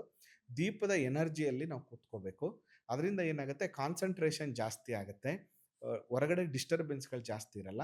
ಆ ಟೈಮಲ್ಲಿ ಯಾವುದೋ ಒಂದು 4 ಮಂತ್ರನೋ ಯಾವುದೋ ಅಷ್ಟೋತ್ತರವನ್ನು ಓದೋದ್ರಿಂದ ಏನಾಗುತ್ತೆ, ಸಪ್ತ ಚಕ್ರಗಳು ಶುದ್ಧಿ ಆಗುತ್ತೆ. ಅದರಿಂದ ಯಾವಾಗಲೂ ಪಾಸಿಟಿವ್ ಎನರ್ಜಿ, ಪಾಸಿಟಿವ್ ವೈಬ್ಸ್ ಬರಕ್ ಸ್ಟಾರ್ಟ್ 100% ಆಗುತ್ತೆ. ಅದರಿಂದ ಫಸ್ಟ್ ಆಪ್ಷನ್ ಬಂದೆ ದೇವ್ರ ಮನೆ ಬಂದು ಈಶಾನ್ಯದಲ್ಲಿ ಇರಬೇಕು. ದೇವ್ರ ಮನೆ ಮಾಡುವಾಗ ಒಂದಷ್ಟು ರೂಲ್ಸ್ಗಳಿರುತ್ತೆ. ದೇವ್ರ ಮನೆ ಮಾಡುವಾಗ ಎದುರು ಬದ್ರು 2 ಫೋಟೋಗಳನ್ನ ಇಡಬಾರ್ದು. ಮತ್ತೆ ಅದರ ಕಟ್ಟೆಯನ್ನ ಕಟ್ಟುವಾಗ ಕೆಳಗಡೆ ಡ್ರಾಯರ್ ಮಾಡೋದಾಗ್ಲಿ, ಟೊಳ್ಳು ಮಾಡೋದಾಗ್ಲಿ ಅದನ್ನ ಮಾಡಬಾರ್ದು. ಯಾವಾಗಲೂ ಅದ್ರ ಕೆಳಗಡೆ ಸಾಲಿಡ್ ಆಗಿರಬೇಕು. ಅದ್ರ ಕೆಳಗಡೆ ಸ್ವಲ್ಪ ನವರತ್ನ, ಪಂಚಧಾತು ಎಲ್ಲ ಹಾಕಿ ಅದನ್ನ ಸಾಲಿಡ್ ಆಗಿ ಮಾಡ್ಬೇಕು, ಇಟ್ಟಿಗೆಗಳನ್ನ ತುಂಬಿ. ಅವಾಗ ಏನಾಗುತ್ತೆ, ಅರ್ತ್ಗೆ ಕನೆಕ್ಟ್ ಆಗುತ್ತೆ. ಅದರಿಂದ ದೇವ್ರ ಮನೆ ಮಾಡುವಾಗ ಕೂಡ ಈ ಲಕ್ಷಣಗಳನ್ನು ಬಹಳ ಮುಖ್ಯವಾಗಿ ಗಮನಿಸಬೇಕು. ಇನ್ನೊಂದು ವಿಷಯಗಳೇ, ಈ ವಾಸ್ತು ಗ್ರೌಂಡ್ ಫ್ಲೋರ್ಗೆ ಜಾಸ್ತಿ ಎಫೆಕ್ಟ್ ಕೊಡುತ್ತೆ. ಫಸ್ಟು, ಸೆಕೆಂಡು, ಥರ್ಡ್ ಫ್ಲೋರ್ ಏನು ಮನೆ ಕಟ್ಟಿರ್ತಾರೆ ಆ ಮನೆಗಳಿಗೆ ಅಷ್ಟು ಎಫೆಕ್ಟ್ ಆಗಲ್ಲ ಅಂತ ಹೇಳ್ತಾರೆ. ಇದು ನಿಜಾನಾ? ಅರ್ತ್ ಎನರ್ಜಿ ಅಂತ ಕರಿತೀವಿ. ಭೂಮಿ ಭೂಮಿಯಲ್ಲಿ ವಾಸ ಮಾಡುವಂಥದ್ದು ತುಂಬ ಒಳ್ಳೆಯದು. ಈಗ ನೀವು ಸಾಮಾನ್ಯವಾಗಿ ನಾನು ಇದನ್ನು ತುಂಬ ಎಕ್ಸಾಂಪಲ್ಗಳು ಮಾಡಿದ್ದೀನಿ. ನೀವು ಗ್ರೌಂಡ್ ಫ್ಲೋರಲ್ಲಿ ಒಂದು ಗಡಿಯಾರವನ್ನು ಹಾಕಿ, ಸೆಕೆಂಡ್ ಫ್ಲೋರಲ್ಲಿ ಒಂದು ಗಡಿಯಾರನ ಹಾಕಿ, ಒಂದು 8ನೇ ಫ್ಲೋರಲ್ಲಿ ಒಂದು ಗಡಿಯಾರವನ್ನು ಹಾಕಿ. ಬಟ್ ಲಾಸ್ಟ್ ಫ್ಲೋರಲ್ಲಿರುವಂಥ ಗಡಿಯಾರದ ಶೆಲ್ಲು ಬೇಗ ಖಾಲಿ ಆಗುತ್ತೆ. ಅಂದ್ರೆ ಅದು ಜಾಸ್ತಿ ಎನರ್ಜಿ ಎಕ್ವೈರ್ ಮಾಡ್ಕೊಂಡು ತುಂಬಾ ಬೇಗ ಹಾ, ಫಾಸ್ಟ್ ಆಗಿ ಯಾಕಂದ್ರೆ ರನ್ ಅದು ಆಗ್ತಾ ಅರ್ತ್ ಇರುತ್ತೆ. ಎನರ್ಜಿ, ಗುರುತ್ವಾಕರ್ಷಣ ಎನರ್ಜಿ ಇರೋದಿಲ್ವಲ್ಲ. ಹ್ಮ್. ಅದರಿಂದ ಬೇಗ ಹೋಗುತ್ತೆ. ಅದಕ್ಕೆ ನಾವು ಯಾವಾಗಲೂ ಏನು ಹೇಳ್ತೀವಿ ಅಂತಂದ್ರೆ, ಯಾವಾಗಲೂ ಭೂಮಿಯಿಂದನೇ ವಾಸ ಮಾಡುವಂಥದ್ದು ತುಂಬ ಒಳ್ಳೆಯದು. ಬಟ್ ನೀವು ಎಲ್ಲೇ ವಾಸ ಮಾಡಿ, ನಿಮಗೆ ವಾಸ್ತು ಬೇಕೇ ಬೇಕಾಗತ್ತೆ. ಮತ್ತು ಎಲ್ಲ ಫ್ಲೋರ್ಗೂ ಅದರ ಎನರ್ಜಿ ಬೇಕೇ ಬೇಕಾಗತ್ತೆ. ಎಲ್ಲ ಕಡೆನೂ ಅದರ ಎಫೆಕ್ಟ್ ಇದ್ದೇ ಇರುತ್ತೆ. ಗುರುಗಳೇ ಇನ್ನೊಂದು ಈಗ ಮನೇದ್ ಮಾತಾಡಿದ್ವಿ. ಇದೇ ತರ ಒಂದು ಆಫೀಸ್, ಕಚೇರಿ, ವ್ಯಾಪಾರ ಸ್ಥಳ, ಅವ್ರ ಸಂಸ್ಥೆ, ಕಂಪನಿ ಇದು ಎಲ್ಲಾ ವಾಸ್ತುನು ಒಂದೇ ತರ ನೋಡ್ಬೇಕಾ? ಇಲ್ಲ ಒಂದೊಂದಕ್ಕೆ ಒಂದೊಂದ್ ತರ ವಾಸ್ತುಗಳು ಬರುತ್ತಾ? ಇಲ್ಲ, ಒಂದಷ್ಟು ವಿಷಯಗಳು ಸೇಮ್ ಇರುತ್ತೆ. ಬಟ್ ಹಾ. ನೀವು ಎಲ್ಲೇ ಹೋದ್ರೂ ಪೂರ್ವ, ಉತ್ತರ, ಗಾಳಿ ಬೆಳಕು ಇಟ್ ಈಸ್ ವೆರಿ ಇಂಪಾರ್ಟೆಂಟ್. ಇಲ್ಲಿ ಬೇಸಿಕ್ ಆಗಿ ನಾವು ನೋಡ್ಬೇಕಾಗಿರೋದಂತೂ ಪೂರ್ವ, ಉತ್ತರ. ಸೊ ಯಾವ ಕಡೆ ಬಾಗ್ಲಿದೆ ಇನ್ನೊಂದು ಗುರುಗಳ ಅಂದ್ರೆ ದಕ್ಷಿಣಕ್ಕೆ ಬಾಗ್ಲು ಮಾಡಿರ್ತಾರೆ, ಪಶ್ಚಿಮಕ್ಕೆ ಬಾಗ್ಲು ಮಾಡಿರ್ತಾರೆ. ಇದನ್ನ ಹೇಗೆ ತಗೊಳಕತ್ತೆ? ಈಗ ವ್ಯಾಪಾರ ಅಂತ ಹೋದ್ರೆ ಶಾಪ್ಸ್ಗಳಿಗೆ ನಾನು ನೋಡಿದ ಪ್ರಕಾರ ಸೌತ್ಗೆ ಜಾಸ್ತಿ ಬಾಗ್ಲು ಸೇರುತ್ತೆ. ಕರೆಕ್ಟ್, ಒಳ್ಳೆ ಪ್ರಶ್ನೆ ಇದು. ನೋಡಿ, ಯಾವಾಗ್ಲೂ ವ್ಯಾಪಾರದ ಸೂತ್ರಗಳೇ ಬೇರೆ. ಈಗ ಎಕ್ಸಾಂಪಲ್, ನೈಋತ್ಯದಲ್ಲಿ ಯಜಮಾನ ಕೂತ್ಕೋಬೇಕು, ಹ್ಮ್ ಅಥವಾ ನೈಋತ್ಯದಲ್ಲಿ ನಿಮ್ದು ಕೌಂಟರ್ ಇರಬೇಕು. It is a hmm. First option. ನೈಋತ್ಯದಲ್ಲಿ ಕೌಂಟರ್ ನೈಋತ್ಯದಲ್ಲಿ ಬರಬೇಕು. ಕೌಂಟರ್, ಇದು ಒಳ್ಳೆ ರಿಸಲ್ಟ್ ಅನ್ನ ಕೊಡುತ್ತೆ ನಿಮಗೆ. ಹಾಗಾದ್ರೆ ನೀವು ದಕ್ಷಿಣದಲ್ಲಿ ಎಂಟ್ರಿ ಮಾಡಿದ್ರೆ, ದಕ್ಷಿಣ ಆಗ್ನೇಯ ಎಂಟ್ರಿ ಕೊಡ್ತೀರಾ, ಆವಾಗ ನಿಮಗೆ ಎಲ್ಲರೂ ಶಾಪಿಂಗ್ ಮಾಡಿಕೊಂಡು ಕೌಂಟರ್ನ ಭೇಟಿ ಮಾಡ್ಕೊಂಡು ಹೋಗ್ತಾರೆ. ಮತ್ತೆ ನೈಋತ್ಯದಲ್ಲಿ ಕೂತ್ಕೊಳ್ಳೋದ್ರಿಂದ ಹೊರಗಡೆ ಎಲ್ಲ ಏನೇನ್ ಮಾಡ್ತಾ ಇದ್ದಾರೆ ಎಲ್ಲ ಕಾಣಿಸುತ್ತೆ. ಆದ್ರಿಂದ ದಕ್ಷಿಣದ ಎಂಟ್ರೆನ್ಸು ಅತ್ಯಂತ ಶುಭ ಫಲವನ್ನ ಕೊಡುತ್ತೆ. ಅದಕ್ಕೆ ವ್ಯಾಪಾರ ನೋಡುವಾಗ ಪಶ್ಚಿಮ ಮತ್ತು ದಕ್ಷಿಣದಲ್ಲೇ ವ್ಯಾಪಾರ ತುಂಬಾ ಚೆನ್ನಾಗಾಗೋದು. ಪೂರ್ವ, ಉತ್ತರ ಮನೆಗಳು ಸೊ ತುಂಬಾ ಒಳ್ಳೆಯದು. ಇದಕ್ಕೂ ಅದಕ್ಕೆ ಸಂಬಂಧನೇ ಇಲ್ಲ ಹಾಗಿದ್ರೆ. ಹಾ, ಫುಲ್ ಡೆಡ್ ಸಂಬಂಧ ಇಲ್ಲ. ಆಪೋಸಿಟ್. ಹೌದೌದು. ಮತ್ತೆ ಹ್ಮ್ ಕಾರ್ಖಾನೆಗಳಿಗೆ ವಾಸ್ತುವಿನ ರೂಲ್ ಬೇರೆ ಆಗುತ್ತೆ. ಹ್ಮ್ ಪ್ರಿಂಟಿಂಗ್ ಪ್ರೆಸ್ ಅಂತ ಬಂದ್ರೆ ಅದಕ್ಕೆ ರೂಲ್ಗಳು ಸ್ವಲ್ಪ ಒಂದಷ್ಟು ಚೇಂಜ್ ಆಗುತ್ತೆ. ಅಥವಾ ನೀವು IT ಕಂಪ್ನಿ ಅಂತ ಬಂದಾಗ ಅದಕ್ಕೆ ಚೇಂಜಸ್, ಒಂದಷ್ಟು ಬದಲಾವಣೆಗಳಿರುತ್ತೆ.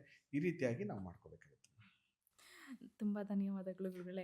ಅಂದ್ರೆ ಈ ವಾಸ್ತು ತುಂಬಾ ದೊಡ್ಡ ಸಬ್ಜೆಕ್ಟ್ ಅದು ಗೊತ್ತಾಯ್ತು ಒಂದು ನನಗೆ. ಅಷ್ಟು ಒಂದು ಮನೆಯನ್ನ ಹಾ ಪಾಸಿಟಿವ್ ಆಗಿ ಇಟ್ಕೊಳ್ಳಕ್ಕೆ ಒಂದು 8 ವಸ್ತುಗಳನ್ನ ಹೇಳ್ತೀನಮ್ಮ. ಆ ಹೇಳಿ 8 ಗುರುಗಳೇ. ವಸ್ತುಗಳನ್ನ ಹಾ ಇಟ್ಕೊಳ್ಳಿ, ಅವ್ರಿಗೆ ತುಂಬಾ ಒಳ್ಳೆ ರಿಸಲ್ಟ್ ಕೊಡುತ್ತೆ. ಹ್ಮ್ ಒಂದು 8 ದಿಕ್ಕುಗಳಿಗೆ ಹೋಗೋಣ. ಫಸ್ಟ್ ಪೂರ್ವ ದಿಕ್ಕು. ಹ್ಮ್ ಪೂರ್ವ ದಿಕ್ಕಲ್ಲಿ ಸೂರ್ಯ ಉದಯ ಆಗ್ತಾ ಇರುವಂತಹ ಒಂದು ಪೋಸ್ಟರ್ ಹಾಕಕ್ಕೆ ಹೇಳಿ. ಒಂದು ಹ್ಮ್ ಚಿಕ್ಕದೊಂದು ಪೋಸ್ಟರ್ ಹಾಕ್ಲಿ. ಹ್ಮ್ ಆ, ಹ್ಮ್ ಪೂರ್ವದಲ್ಲಿ ಸೀನರೀಸ್ ಒಂದು ಸೂರ್ಯ ಉದಯ ಆಗ್ತಾ ಇರುವಂತ ಸಿಗುತ್ತಲ್ಲ, ಒಂದು ಸೀನರಿ. ಸೀನರಿನ ಪೂರ್ವಕ್ಕೆ ತುಂಬಾ ಹಾಕ್ಬೇಕು. ದೊಡ್ಡದ ಇಡೀ ಗೋಡೆಗೆ ಹಾಕ್ಬೇಡಿ, ಓಕೆ ಒಂದು ಚಿಕ್ಕ ಚಿಕ್ಕದಾಗಿ. ಫ್ರೇಮ್ ಹಾಕಿ. ಓಕೆ ಜೊತೆಗೆ ನಿಮ್ಮ ಇಡೀ ಫ್ಯಾಮಿಲಿ ಹ್ಮ್ ಒಟ್ಟಿಗೆ ಇರುವಂತಹ ಒಂದು ಫೋಟೋವನ್ನ ಹಾಕಿ. ಇದು ಪೂರ್ವ ಹಾ, ದಿಕ್ಕ ಅಂದ್ರೆ ಇದು ಪೂರ್ವ ಗೋಡೆಗೆ. ಪೂರ್ವದ ಗೋಡೆಗೆ ಪಶ್ಚಿಮಾಭಿಮುಖವಾಗಿ ಹಾಕ್ಬೇಕು. ಹಾ ಇದರಿಂದ ಏನಾಗುತ್ತೆ, ಹ್ಮ್ ನಿಮ್ಮ ಫ್ಯಾಮಿಲಿಯ ಸಂಬಂಧಗಳು ಗಟ್ಟಿಯಾಗುತ್ತೆ. ಹೇಗೆ ಸೂರ್ಯ ಉದಯ ಹ್ಮ್ ಆಗ್ತಾನೋ ಅದೇ ತರ ನಿಮ್ಮ ಸಂಬಂಧಗಳು ಉದಯ ಆಗುತ್ತೆ.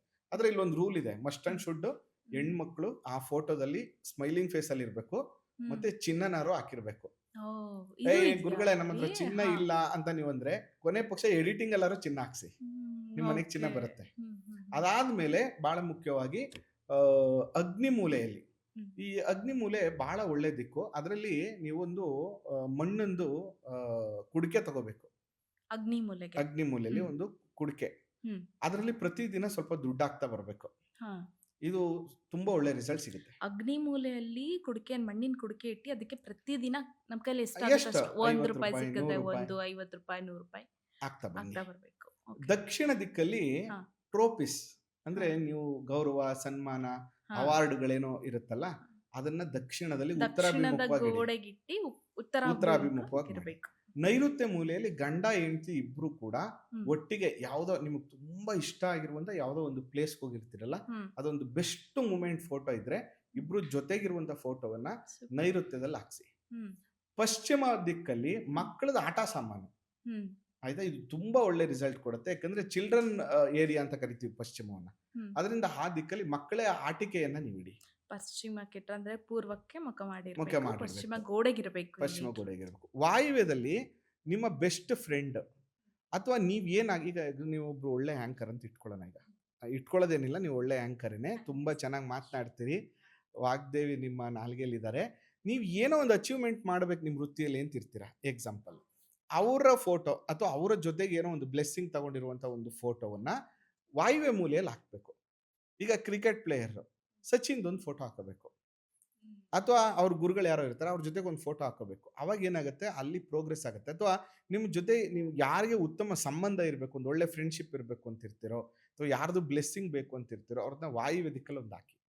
ಉತ್ತರ ದಿಕ್ಕಲ್ಲಿ ವಾಟರ್ ಫಾಲ್, ನೀರಿಗೆ ಸಂಬಂಧಪಟ್ಟಂತ ಕಾರಂಜಿ ಅಥವಾ ನೀರಿಗೆ ಸಂಬಂಧಪಟ್ಟಂತ ಯಾವುದೋ ಒಂದು ಪೋಸ್ಟರ್ನ ಹಾಕಿ.